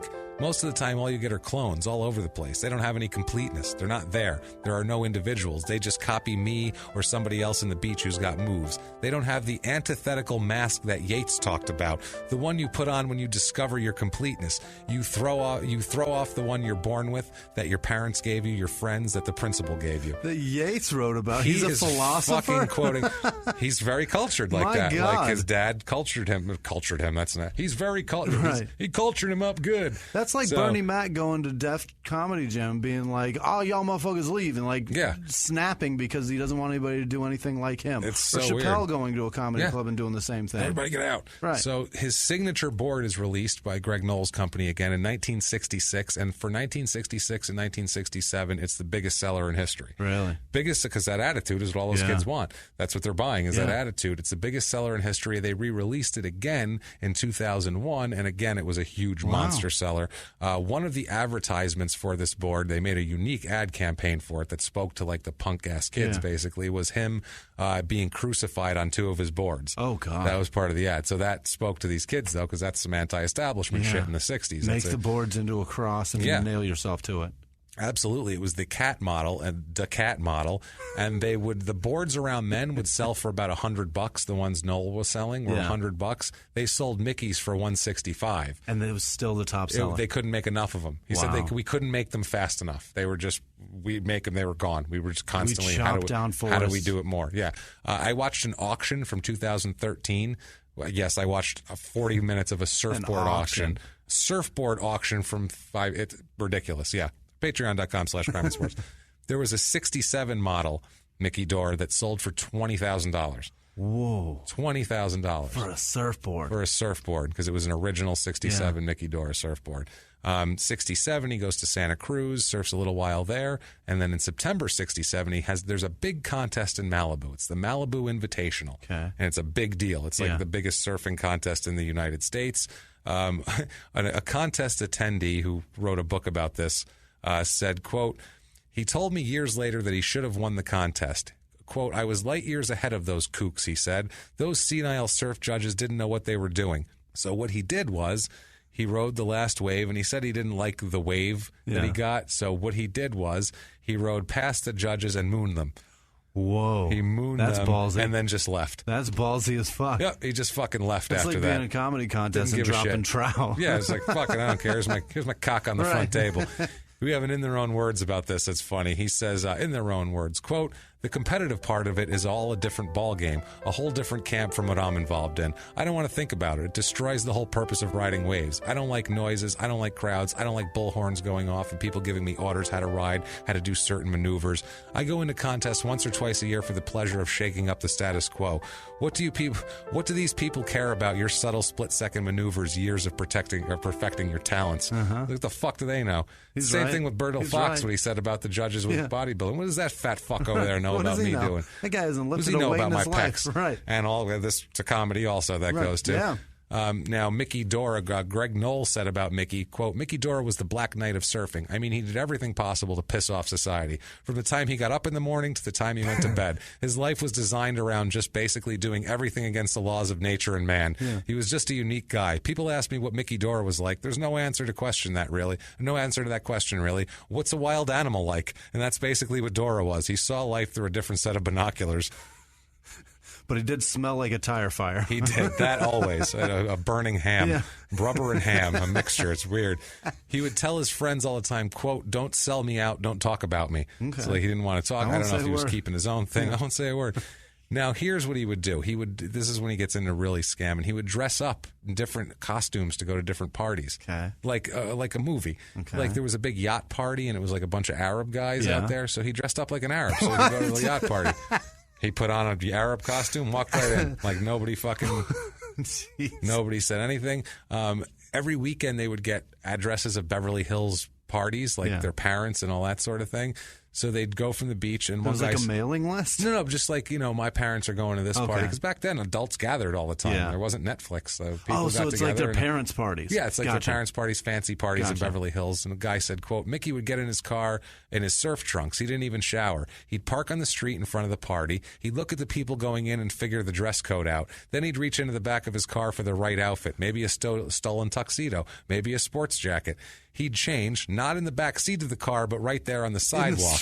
He could get away with it because he was so good looking and his stance was so regal. Wow. So he'd just walk in and be like, look at that handsome man's dick. Yeah, they said, that's amazing. They said he'd walk in and he'd pull off like, how are you tonight, my lovely darling, and things like that. And people were just like, Duffy, is that man's dick out? Yes, it is. It's wonderful, isn't it? Let's go inside and have some caviar. Yeah, they said women would come up and try to hit on him, and he would they said he had an attitude like, get away from me, I've got stuff to do here, because he was I'm not interested in you and your vagina. Yeah, he was out there. He was there for a reason. He wasn't just there to fit in. No. A friend of him has said, quote, he'd head for the bedroom where the women had tossed their purses. Miki was a cat burglar. You betcha. And that's what it is. His friend said, quote, he'd go through every purse, take every wallet. His rules were sneak in, never dig for anything, go for the first thing you see, flip it open, take the money out, and ditch it. Ocean's One. That's what he is. He's Ocean's One. He's Ocean's One. And they're like, we could do this better. Yeah. Tube Steak says he's back. Of this, he's going to be back. Says, quote, at a party we crashed in Rustic Canyon, the host had an Academy Award on his mantle. As we were leaving, the cops were called. They asked to look in Mickey's car. Fine with him. After they left, Miki has a sly look on his face, and he pulls the Oscar out from under his seat and says, they missed it. He stole a guy's fucking Oscar. He stole an Oscar. Holy shit. He would keep a party kit, is what he called it, in his car, which was some rocks glasses, some alcohol, and a bunch of different clothes, and like tuxedos, and an Oscar. So he could walk in, and he'd just walk right in. You got a tuxedo and a rocks glass. Who's going to say you weren't in the party? You obviously just went outside for a second. Yeah. It's amazing. Fought all the publicity while selling boards and collecting money on it like crazy, and telling all the magazines that he didn't like publicity while he was interviewing. That's with awesome. them. So he's got it figured out. Yeah, he really does. But they also said part of the cat nickname came from his stealing. Yeah, because he's a cat burglar. Now, the author Renson said, quote, he hated being a celebrity, except he couldn't live without being a celebrity. The guy's a walking paradox. If you wanted something from him, he was suspicious. He classified people into people he respected and people he took advantage of. That's awesome. Yeah, and his words on it, in their own words. Quote, apart from the racism, he's awesome. That's the thing. Yeah, the racism is shitty. That's the part that like really drags the whole thing down. Yeah, he's really interesting. He's really Hunter Thompson, but racist. Yeah. He says, in their own words, quote, the systems, communism, capitalism, nothing influences me. I just go straight ahead in my own thinking. That's the way I do it. Now, I don't expect anyone to live my life. I've said that. It's pretty lonely, a very lonely, bizarre distance. He's asexual, I think. That's me too. That's where I'm at. He's just in his head. He doesn't care about sex. He's just in it to be a fucking against the grain guy. That's it. 1968, he's in The Sweet Ride, starring Jacqueline Bisset. Wow. Actually, he's a surfer in that. Another friend of his, Alan Carter, said, quote, Miki was a paradox. He was reclusive on one hand and flamboyant on the other. He'd get comped with $500 tickets to an A-list party in Hollywood, then give the tickets away and walk in the back door. He's a wild character. Wow. Just to do it, just because he could. He'd give away the tickets, not even sell them, and just wander give away, in. Say, and then he'd sneak in because that's more fun. Here, take these tickets. I'll see you on the inside. Yeah, that's more fun. Don't worry, I'll get in. And he lives like a king in these years, too. He has money all the time. He's got clothes. He's doing all this shit. No one knows where he's getting money from, too. And it's not just from robbing. They're like, that's not enough. Where is he getting all this money? They all assumed he must have like a rich family member, some kind of trust fund or something. No. Like, what's up with this guy? But what he would do is he started forging credit cards around this time that financed him. Okay. And we'll get into that in detail in a moment here. He releases to this magazine a chart in 1970. That's amazing. It's called the Chart of Cataclysm. And it's the surfing. It's a chart that's like we'll post it on our social media, but it's a line going up and up and up, and there's all events.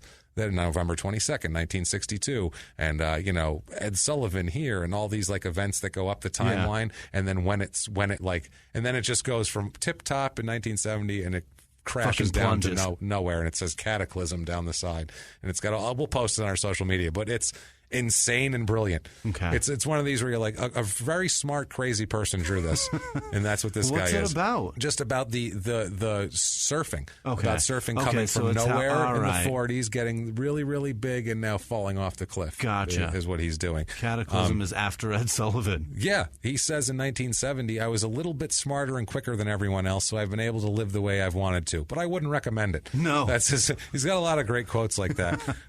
So, yeah, he's doing his thing. He's trying to live his life. He's got all these scams going on. And finally, in 1973, he's arrested in California for credit card fraud and fraud for using a bad check to buy skis.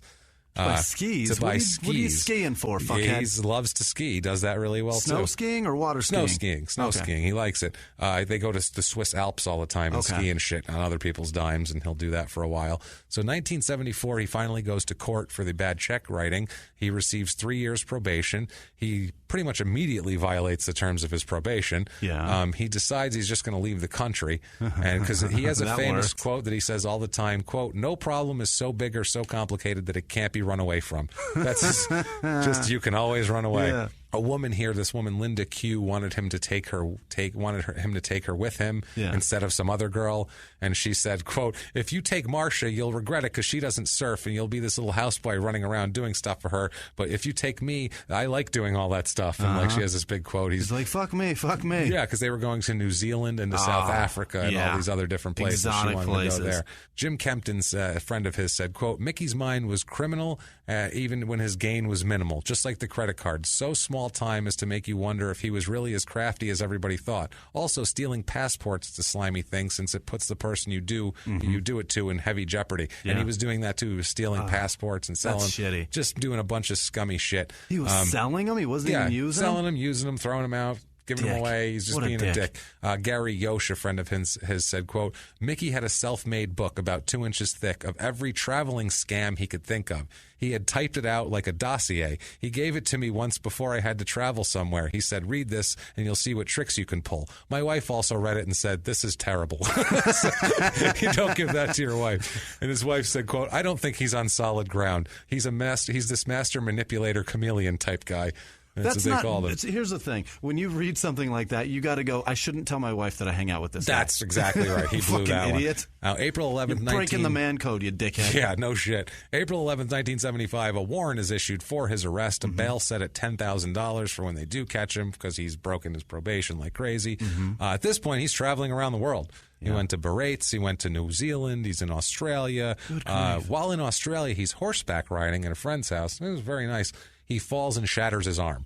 Hurts himself pretty bad. That's no good. No, so he goes to Switzerland for a while to get surgery and to rest up. It sounds like a stepdad here, same type of thing. Yeah. He ends up settling in France and just staying in France for a few years. God, it must be so nice. In 1976, Mickey and his girlfriend at the time spent 8 months in a Mercedes camper outside of a beautiful old farmhouse in Barates that was being rented by a friend. That doesn't sound great. No. Probably not terrible, though. Yeah. I mean, as far as... you are in France still. And it's a Mercedes camper. It's not like probably not a Winnebago. He was in the back seat of a Pinto. Right. They got an AMC Pacer out there, and they loaded it up with their best stuff. It's not a Volkswagen Vanagon. Yeah. Mickey was confident that the French would not extradite him, but he was scared shitless of being kidnapped and given to the feds for money because the feds were going around, the FBI and Interpol were both looking for him, but the FBI was finding friends of his in Europe and offering them $50,000 to turn him in. Wow. So they're offering like real money. That's good cash. He's finally tracked down in 1981. What he would do is there's a lot of payphones in France in the 70s that were shitty made Russian payphones that could be easily kind of fucked with. Yeah. So you can make long distance calls for free and you could talk as long as you want. This fucking guy. So you would see like a long line of long line of immigrants waiting by a phone in France. That was what they'd call, quote, a magic phone. Yeah. That was one that's been altered. That's a good name for it. Yeah. And so one guy said, quote, "We all used them, but Mickey was a social guy who liked to keep in touch with many of his friends and had to keep his international business matters organized. Consequently, consequently, he used the payphone in the Basque Country a little too often. Whoops. And what he did was he had the Saint Jean de Luz. The local police were on the lookout for people doing this, and they were monitoring this phone, and they found Miki calling on this phone, and that he had inserted a metal rod into the coin slot and was arrested for tampering with the phone because he figured out the way to do this, of course. You know, it doesn't take him long. If there's a scam, he's going to figure it out and do it.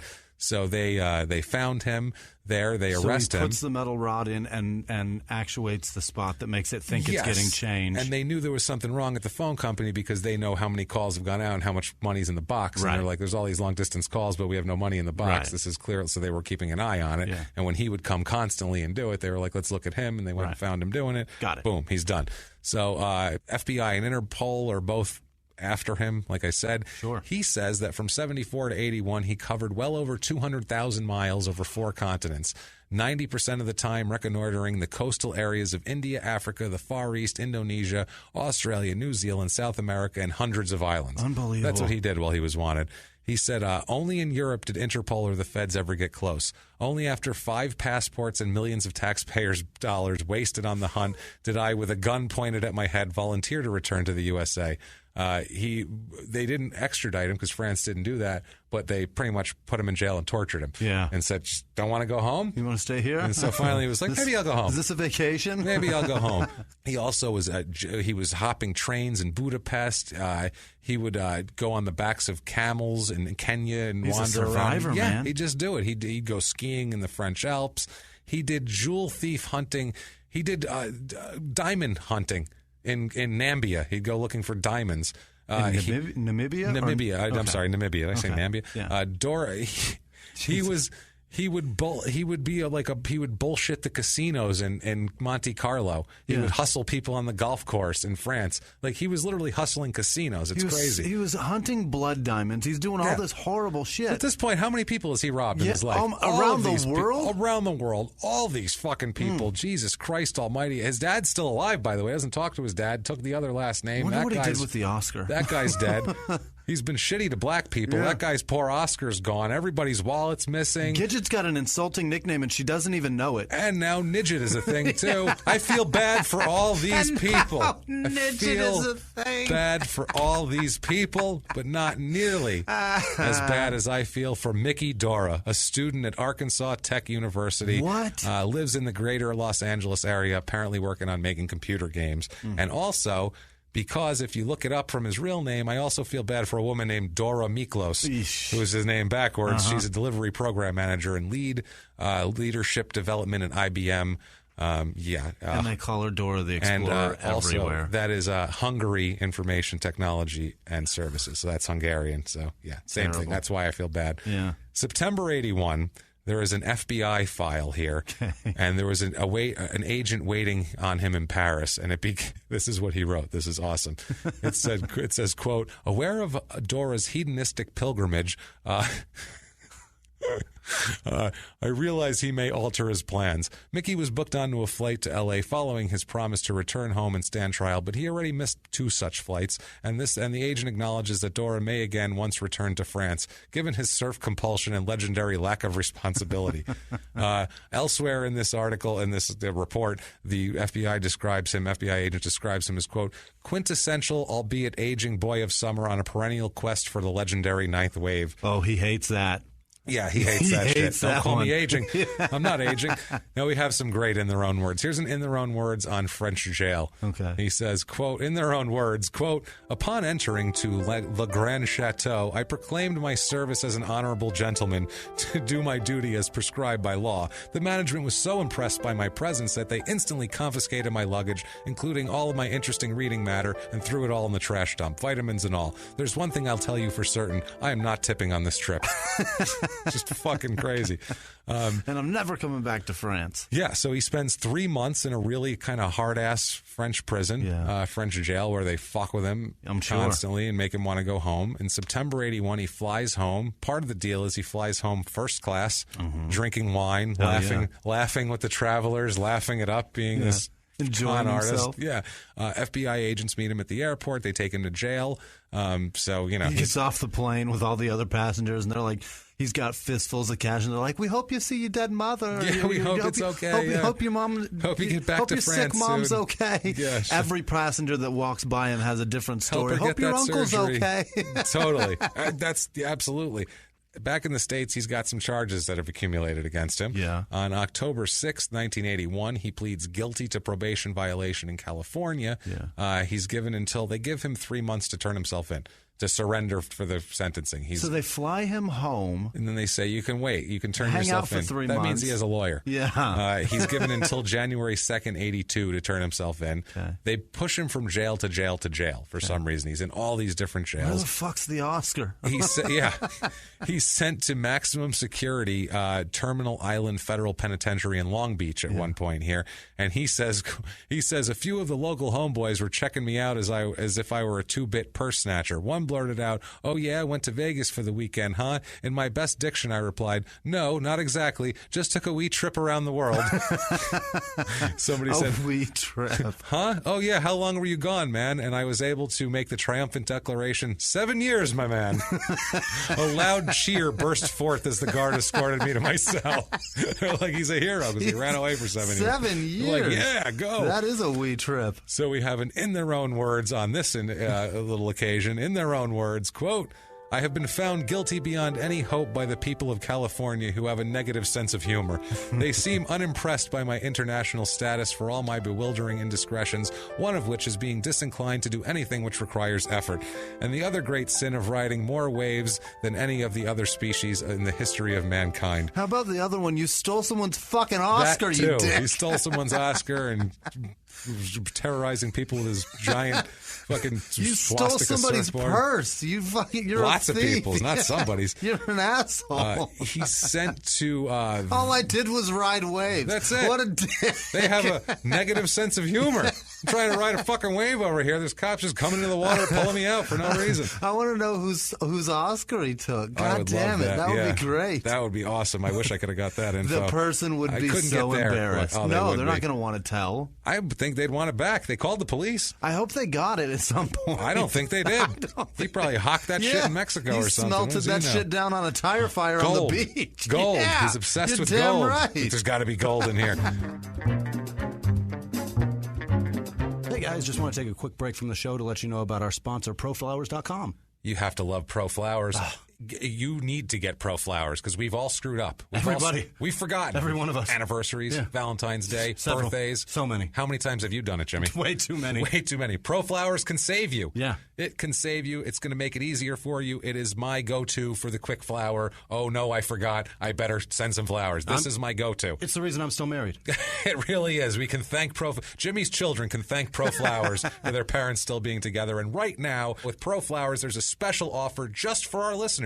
You can get $10 off your purchase of $29 or more. That makes it $19. $19, and it works on all the best-selling gifts. Their 100 Blooms bouquet, dozen red roses, even their unique plant gift things that they have that are so cool that you want to send to people. You need to get on this deal. Just go to proflowers.com and enter the code CIS at checkout. Do yourself a favor and help out our show by supporting Pro Flowers. I know there's a birthday, there's an anniversary, Valentine's Day, even next year. Keep it in your head. So right now, you get $10 off your purchase of $29 or more at proflowers.com. But this deal definitely won't last. Just go to proflowers.com and enter the code CIS at checkout to get the special deal. And now back to the show. He's sent to Vacaville Medical Facility for, quote... Vacaville, man. I don't know. The fuck do California. I know how to pronounce? I don't know. Right. What does that make a difference? Vaca or Vaca? How the fuck do I know? Go on. It's an Tupac song, that's all. I don't give a shit. I hate Tupac, by the way. He has like 2 good songs and a bunch of horse shit. Right, he's Tupac your sucks. Yeah, Tupac fucking is the most overrated fuck ever. I like 2 of his songs and the rest are bullshit. Which ones? I couldn't even tell them, honestly. They're on deep cuts on albums, and I'm like, that one's all right. Most of it's just West Coast garbage. West Coast fucking garbage. You're nuts. And attempts at pop. Fuck you. Eat a dick, Tupac. Anyway, yeah. So I'm from New York, dude. I don't like that West Coast shit, man. So anyway, he goes to the Vacaville Medical Center facility for diagnostic study. And who is Tupac being the fucking authority on pronunciation? Is that where we're at now? All right, go on. He goes back to court where he's given 3 years probation and an additional 161 days in county jail. But before he could finish that sentence, July of 82, he's arrested by the feds now for his spending spree from 69 to 72. Okay. He's indicted by a Denver federal grand jury. In Denver? In Denver. That's where it was based out of, as we'll see. In that fucker. Well, no. In 1969, he had a Diners Club card issued to him. That's what a different time it was. Diners Club was like a real credit card. He altered the expiration date and one digit in the card number and went all around Europe and Asia just... Spending, because it wasn't to him. Yeah, and you know what else, too, is because it had those, like, sliders that, like, copied the card. It was an imprint. Right, There's no computers. There was no fucking magnetic strip on the back that you run. No. He's facing 10 years in federal prison for this one. That's serious.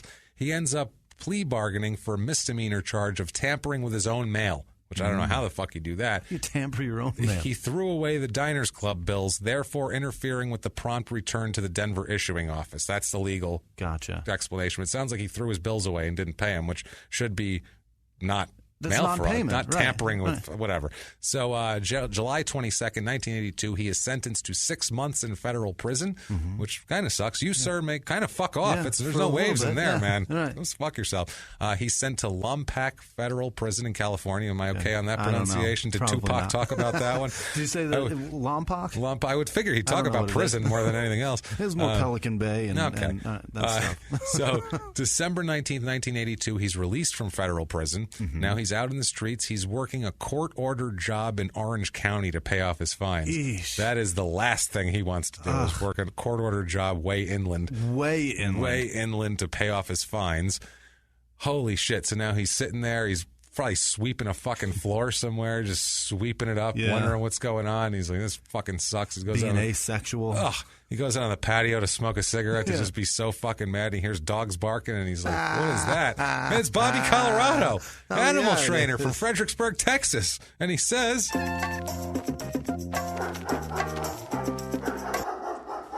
How is it you come to arrive here? The fuck is wrong with you? Look at you. You got a goddamn broom in your hand like some kind of asshole. You're at the beach. You got all these broads all over Where's the Oscar? You stole a fucking Academy Award. We don't know what that was for. I mean, some technical award. Hey, best fucking set design. The best Kiss makeup. my ass. This was probably a best actor. And right. You took it with you. What'd you do? Put it up somewhere? Did you put it in the shack? Did you burn it in some tires? What'd you do, you fucking jerk off? What's wrong with you? You had it all. You had it all. Now what do you got? Hold on. I'm sorry, sweet. Hold on. My dogs are getting a little... I gotta go now. The dogs. I gotta go feed the dogs. They're a pain in the ass, and I think Sparky has to shit. So I'm gonna get going now. You watch your ass, asshole. All right. And he walked away. Just a poof and a cloud of marinara sauce. He was gone. Cloud of dog shit and marinara. He was gone. Dog shit smelling marinara sauce. So during the 1980s. From there, he moves to South Africa, spends a lot of time in apartheid South Africa in the 80s. This is pre-integration. This is, black people are eighth-class citizens, not even second. He would send letters back home railing about the blacks in South Africa. He fucking hated them. Dude, you're in Africa. No shit. I don't care that it's South Africa. You're in fucking Africa. He said, in their own words, quote, "They're not like the blacks in the U.S. who will just kick your ass and take your wallet. These MFs are flesh eaters. Give these guys the rights and you'll get white man jerky for export. Everything is going to hell in South Africa. I'm trying to move to South America somewhere before the blacks take everything." I will give him credit. He did capitalize black in it. That's nice. He did give them proper noun status credit, at least, which was he recognized they were humans at least. So that's something. But I want to move to South America where there's other people that I rail against. Yeah, but they're not black anyway, at least most of them. They're a few shades lighter. Wow. What a dick. What a complete fucking dick, man. I'm telling you now. I'm telling you, beige babies. Beige babies fixes this whole fucking thing. Yeah. So 1999, he's kicking around. Now, through the 90s, he lived in Mexico for a while. Yeah. He just says he loves the southern hemisphere. He doesn't like up north. It's too hot. It's too cold. It's too shitty. Yeah, he's not wrong. It's much easier to steal down there, So, everybody leaves their doors open. Yeah. 1999, he's in Morocco for several months. Really? Where Phil Grace, who's the co-founder of Quicksilver surfboards and clothes and surf gear and all that, grew up in that area in California, and he's a huge Miki, Dora supporter, fan. Mm-hmm. He gives him just money. Really? He just says, you have a salary. You work for Quicksilver. You don't have to do anything. He gave him clothes to wear, gives Miki clothes to wear in case he wanted to, but he didn't have to. He didn't have to wear it. He didn't have to mention the word Quicksilver. He didn't have to go, make a speech for a product. He just had to go around and be Mickey Dora, and that's it. They make great clothes. And that's it. They do. Very he would say that was it. So basically, this guy just wanted to take care of Mickey. Yeah. He felt bad that he was over there, and he's like, and that way he could say, like, hey, Mickey Dora's working for me. Him. And it's kind of a fun thing. Yeah, it's one of those. So early 2001, Mickey is living in France. So he's living a decent life. He's over there, and he is diagnosed with pancreatic cancer. Oh, that's a fucking death sentence. That's a bad one. That's the Patrick Swayze disease. Motherfucker. This is the same as like the Under Armour guy, like taking care of Vernon Maxwell. Kind of, a little bit. Yeah, he gave up on that shit, though. So pancreatic cancer. I guess it was a really, really aggressive strain of it, too, obviously. He leaves France, where he'd been surfing to and hanging out, and he ends up going home to his father's house, who's still alive. Really? Still fucking alive at this point. His real dad. In Montecito. Yeah, in Montecito, California. He says he's coming home to die, quote, as gracefully as possible, which is a funny way of putting it, though. Like, as gracefully as fucking possible. I mean, I am croaking and shit. He at one point goes to Germany to seek treatment and was told by a doctor there that he didn't really have cancer. He's like, you don't have cancer. What? So Mickey came back. He didn't believe it, but he was telling people this. I don't know if it was just one of his weird things. He came back telling everyone that he had a hereditary Transylvanian blood disease, and it wasn't pancreatic cancer. Hereditary Transylvanian disease? Hungarian. Like after midnight, I turn into a bat. Yeah, what the fuck? Hungary. I get it. So, but Transylvania just sounds like Dracula. That makes it sound like you sucked out someone's blood and now you have a disease from it. Ridiculous. So during this late 2001, he's keeping in touch with a lot of his old friends. His old friends are calling him. People are coming to visit him. And on January 3rd, 2002, Mickey dies in his father's home in Montecito. Even his nemesis, his old surf nemesis, loved him. The one guy got a little biblical with the whole shit, which was weird. This guy, Johnny Fain, who was like his number one kind of nemesis back in the day, like his whatever competition. Fain. Okay. He said, quote, after Mickey passed, for a moment I thought he'd faked his death. That it wasn't Mickey, that it was someone else, because you would expect that from him. Maybe he had charges on him. I thought he could pull it off if anyone could.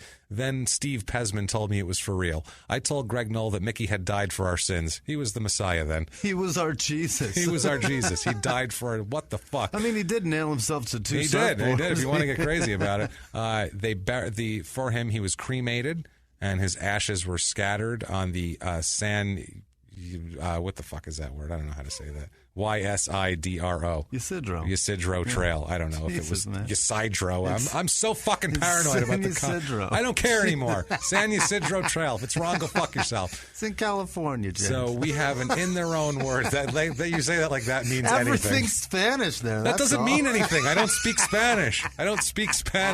That's like saying it's Moroccan, James. You should know. It's all Portuguese. How do you not? I don't know. It all originated from your fucking language, didn't it? Sort of, but I don't speak that well. So what the fuck do you want from me? What do I look like? Right. Sitting here doing a podcast. But did Italians come from Spanish? I don't know. It's all one big fucking mess. It's all a bunch of inbred shit. Yeah, absolutely. So we have one last in their own words here on his whole life. All right. Him summing up his whole life here. In their own words, quote, if you are willing to accept the assertion that surfing is a colossal waste of time, then I'll concede I've wasted my life, but in better and more graceful manner than any of my two-legged counterparts, no matter what the cost or consequences. So I ain't stole an Oscar. Shit. He's a fucking hero. He said, I ain't sorry for shit. No, fuck you. He's not. I did it. I got away with it. Right. Fuck you. Yeah. And I'd still be doing it if that pancreatic cancer didn't get me. Absolutely. Fucking amazing. The author Renson, who wrote this book on him that we'll talk about here, he said, quote, I think that Mickey is synonymous with being an enigma and a mystery. And if you actually figured him out, you would take away the essence of what makes him Mickey. He wanted personal freedom. He just wanted to do what he wanted to do. He did not want to sell out and become assimilated. He looked around and the world didn't make sense, or it made kind of sense to people with jobs and lives, accommodations, that he just said, I can't do it. He sounds like what Manson wanted to be minus murder. You know what I mean? Like talented. Just and have people fuck admire everybody him and everybody admire him. Yeah. That's what it is. And he had that thing. He's kind of like a punk rocker. Yeah. Like, that's what he is. Like, he's like Sid Vicious. Yeah, he's like a punk rock kind of guy. Minus like, fuck you guys. But yeah, he'll still go out and play a show at him because he's got to make a living. Because he's got to pay his bills. Yeah.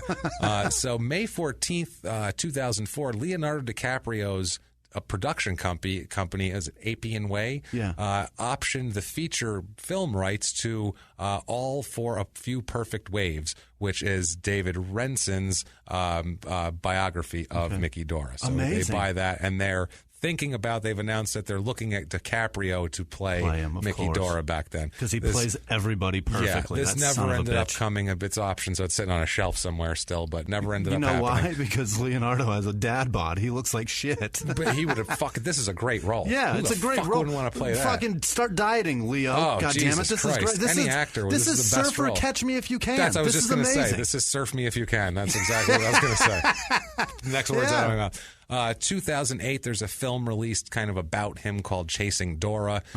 March 24, 2009, All for a Few Perfect Waves, The Audacious Life and Legend of Rebel Surfer Mickey Dora by David Renson is released on paperback because it was such a big hit in hardcover. There's also the Dora Lives, The Unauthorized Story of Mickey Dora. There's a shitload of Mickey Dora books. Awesome. Tons of them, and tons of surf books from that era. Yeah. I got to be honest with you, this was really interesting. So if you're like interested in this era, this like California early pre-population It's what boom, started it all. It's kind of cool to read these crazy stories. These guys were all nuts. It's what his whole life and story in that time period is what drew everybody to California. Yeah, that's what I mean. And people would the one kid Renson who moved there said he moved there in '64 from New Jersey, and a girl on his block said, "Well, at least you'll be able to surf because that's because they hear the Beach Boys and you hear all this surf shit, and it's all from this one little tiny area in California. That's the whole culture is this if it one weren't little for place." Mickey, you wouldn't hear shit about the fucking Beach Boys. Kind of true. Heard nothing. Now, if you love Mickey Dora, if you love Mickey Dora so much, there's tons of Mickey Dora prints and Mickey Dora this and prints, and you could buy a surfboard for $20,000 or whatever. Or you can get a nice, cool Mickey Dora T-shirt. It's him surfing a wave. Yeah. It's like a picture of old film footage. It's a pretty cool looking shirt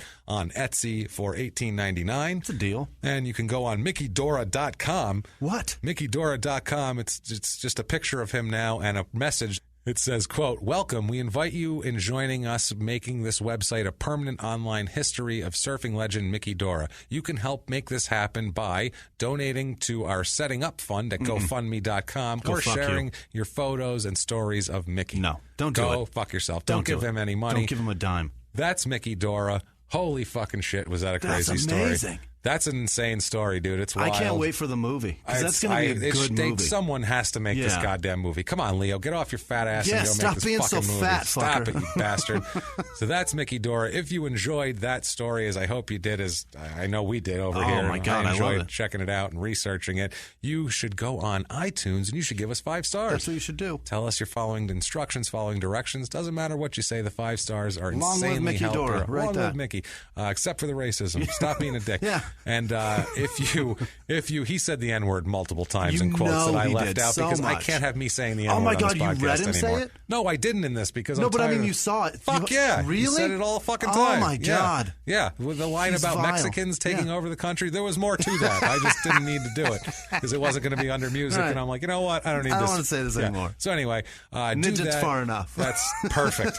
So get on there, iTunes. Also, patreon.com/crime and sports. You can make a donation to us. We have some cool rewards on there. If you just want to do a one-time donation, you can go on PayPal. You can. Our PayPal is crimeandsports@gmail.com. If you want to get a hold of us on social media, you can do that by going to @crimeandsports on Instagram, Twitter, Facebook.com/crimeandsports, and the aforementioned crimeandsports@gmail.com. Jimmy has some shout-outs of some wonderful people who have helped us out a lot this week with donations and everything else and just being amazing. Jimmy, why don't you hit us with that? Those people, by the way, this week was a deluge of people. So thank you all for supporting our cause. You Thanks guys for are the supporting best. this show because this is all for you and by you. That you guys are like FUBU. Yes, except it's By Not us. close, right? It's by us for you. Something like that. Yeah, whatever. Which was the Method Man, Red Man movie. But it's also by them, right? It is. Right. You know what? Fuck that. We make it for you guys, so however you want to interpret that in an initial way, that's whatever. So Carol Chan, thank you. Dylan Field, thank you. Sarah Spalding, Rachel Guffey, Bobby Bryan, Eric Bingham, he's a service member in Texas. Thanks, brother. Thanks for being around. Robert Sand. Thank you. Benjamin Thomas Sutton. And Jacqueline Howard, we missed you a couple weeks ago. Thank you Jacqueline. very much, we do Jacqueline appreciate Howard. You. Thank you so much, Jack. Sometimes it slips by the radar. We got a lot of shit going on, so sorry about that. Jamie Singh, Matt Miller, long overdue, he said. It's never long overdue. No, it's just right on time every time because you guys are awesome. We're just thrilled. Leslie Booth, James Poland, he had a friend from middle school that got pulled over by Dexter Manley when Dexter Manley was a deputy. Amazing. It's fucking amazing. That's and incredible. He pulled him over because he had a Washington Redskins bumper sticker on his car, so he just pulled him over to thank him for being a fan. It's just so bored. Anyway. So thanks, James. Thank you very much. Chelsea Stewart, Alex Nudie or Ganudi, I don't know which, but the comment was best horseshoes in town. So we are the best horseshoes. Thank you. You've heard our story. Karen Favreau, which I hope is John Favreau's wife. Fingers crossed. Michelle Fowler, Vanessa Lavoya. She's a professor in Canada, and she says, got your message too. Thank you so much. She appreciated your in-depth research. Thank you. I break my balls, so I appreciate that people have noticed. They noticed that. Thank you. Judy Hightower. No, it's Jody. Jesus, I have such horrible handwriting. I want to say it's Ms. Jody. Hightower. Yeah, Ms. Hightower, thank you. Deb, no last name, but she knows who she is. Tito Ray, Allison Davis, Lofton or Lawton, Melmoth. I want to know how to pronounce that. Helen Colburn, or Colborn, as you would pronounce it. Shelby Gibbs, flipping over because there's a lot of people. Kat in Rochester can eat shit. She writes me on Snapchat every single fucking day. She's the best. Hope you're doing well, Kat. Rob Rodriguez, he's a paramedic in Surprise. He has a ton of people listening. Thanks, Rob. I appreciate you, brother. Marielle Tetro, Megan Rose Donovan, Jay Thompson in the UK. Thanks, brother. Hope you're safe today. Amy, I love this one so much because her last name looks like something terrible. Her name is Amy McCannell. I'm going to call her that because I don't know. She looks like an Irish anal taker. Yeah, it looks like if anal was on the McDonald's menu. That's what it looks like. If a leprechaun fucked another leprechaun, right. I'll give you the McAnal. Right.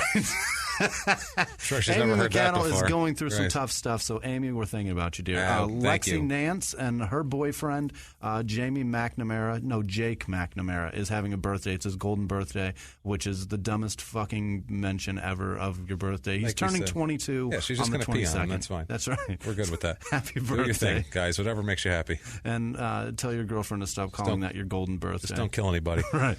Jesse Rose, Drew Fikes do the Never Have a Bad Day tees on Facebook, so find those and buy the T-shirt from them. And Tempe Improv, I'm with Eliza Schlesinger, June 23rd and 24th. It'll be me, Hunter Hill, and Eliza Schlesinger. Come out. They're my friends. We have a lot of fun together, so come laugh. Get down there. I won't be there at all because I like Mickey Dora. I'm not going to the beach if there's no waves, but go see Jimmy. I recommend it, man. I recommend it a lot, highly. Anyway. It'll be a good show, but that's the show for this week, guys. You can find me on Twitter, Facebook, Instagram, Snapchat, at Wisman Sucks, WHISMAN Sucks, on Twitter, Instagram, and Snapchat. Find me, tweet at me, snap at me, whatever. I'm always around. Appreciate you guys. This has been a really fun week, so stick around and come back next week and listen more. Definitely. I am at Jimmy P is Funny. If you want to find me or get adventurous and spell my name, I recommend copying and pasting from the show description. It's a lot easier. There's no Purple Heart in spelling his name, goddammit. Just don't be a fucking hero. Get in there. Besides you don't get an Oscar for it. Thank you guys for tuning in again. Come back. Tell your friends. Tell everybody. Shout it from the rooftops. Live from the Crime and Sports Studios.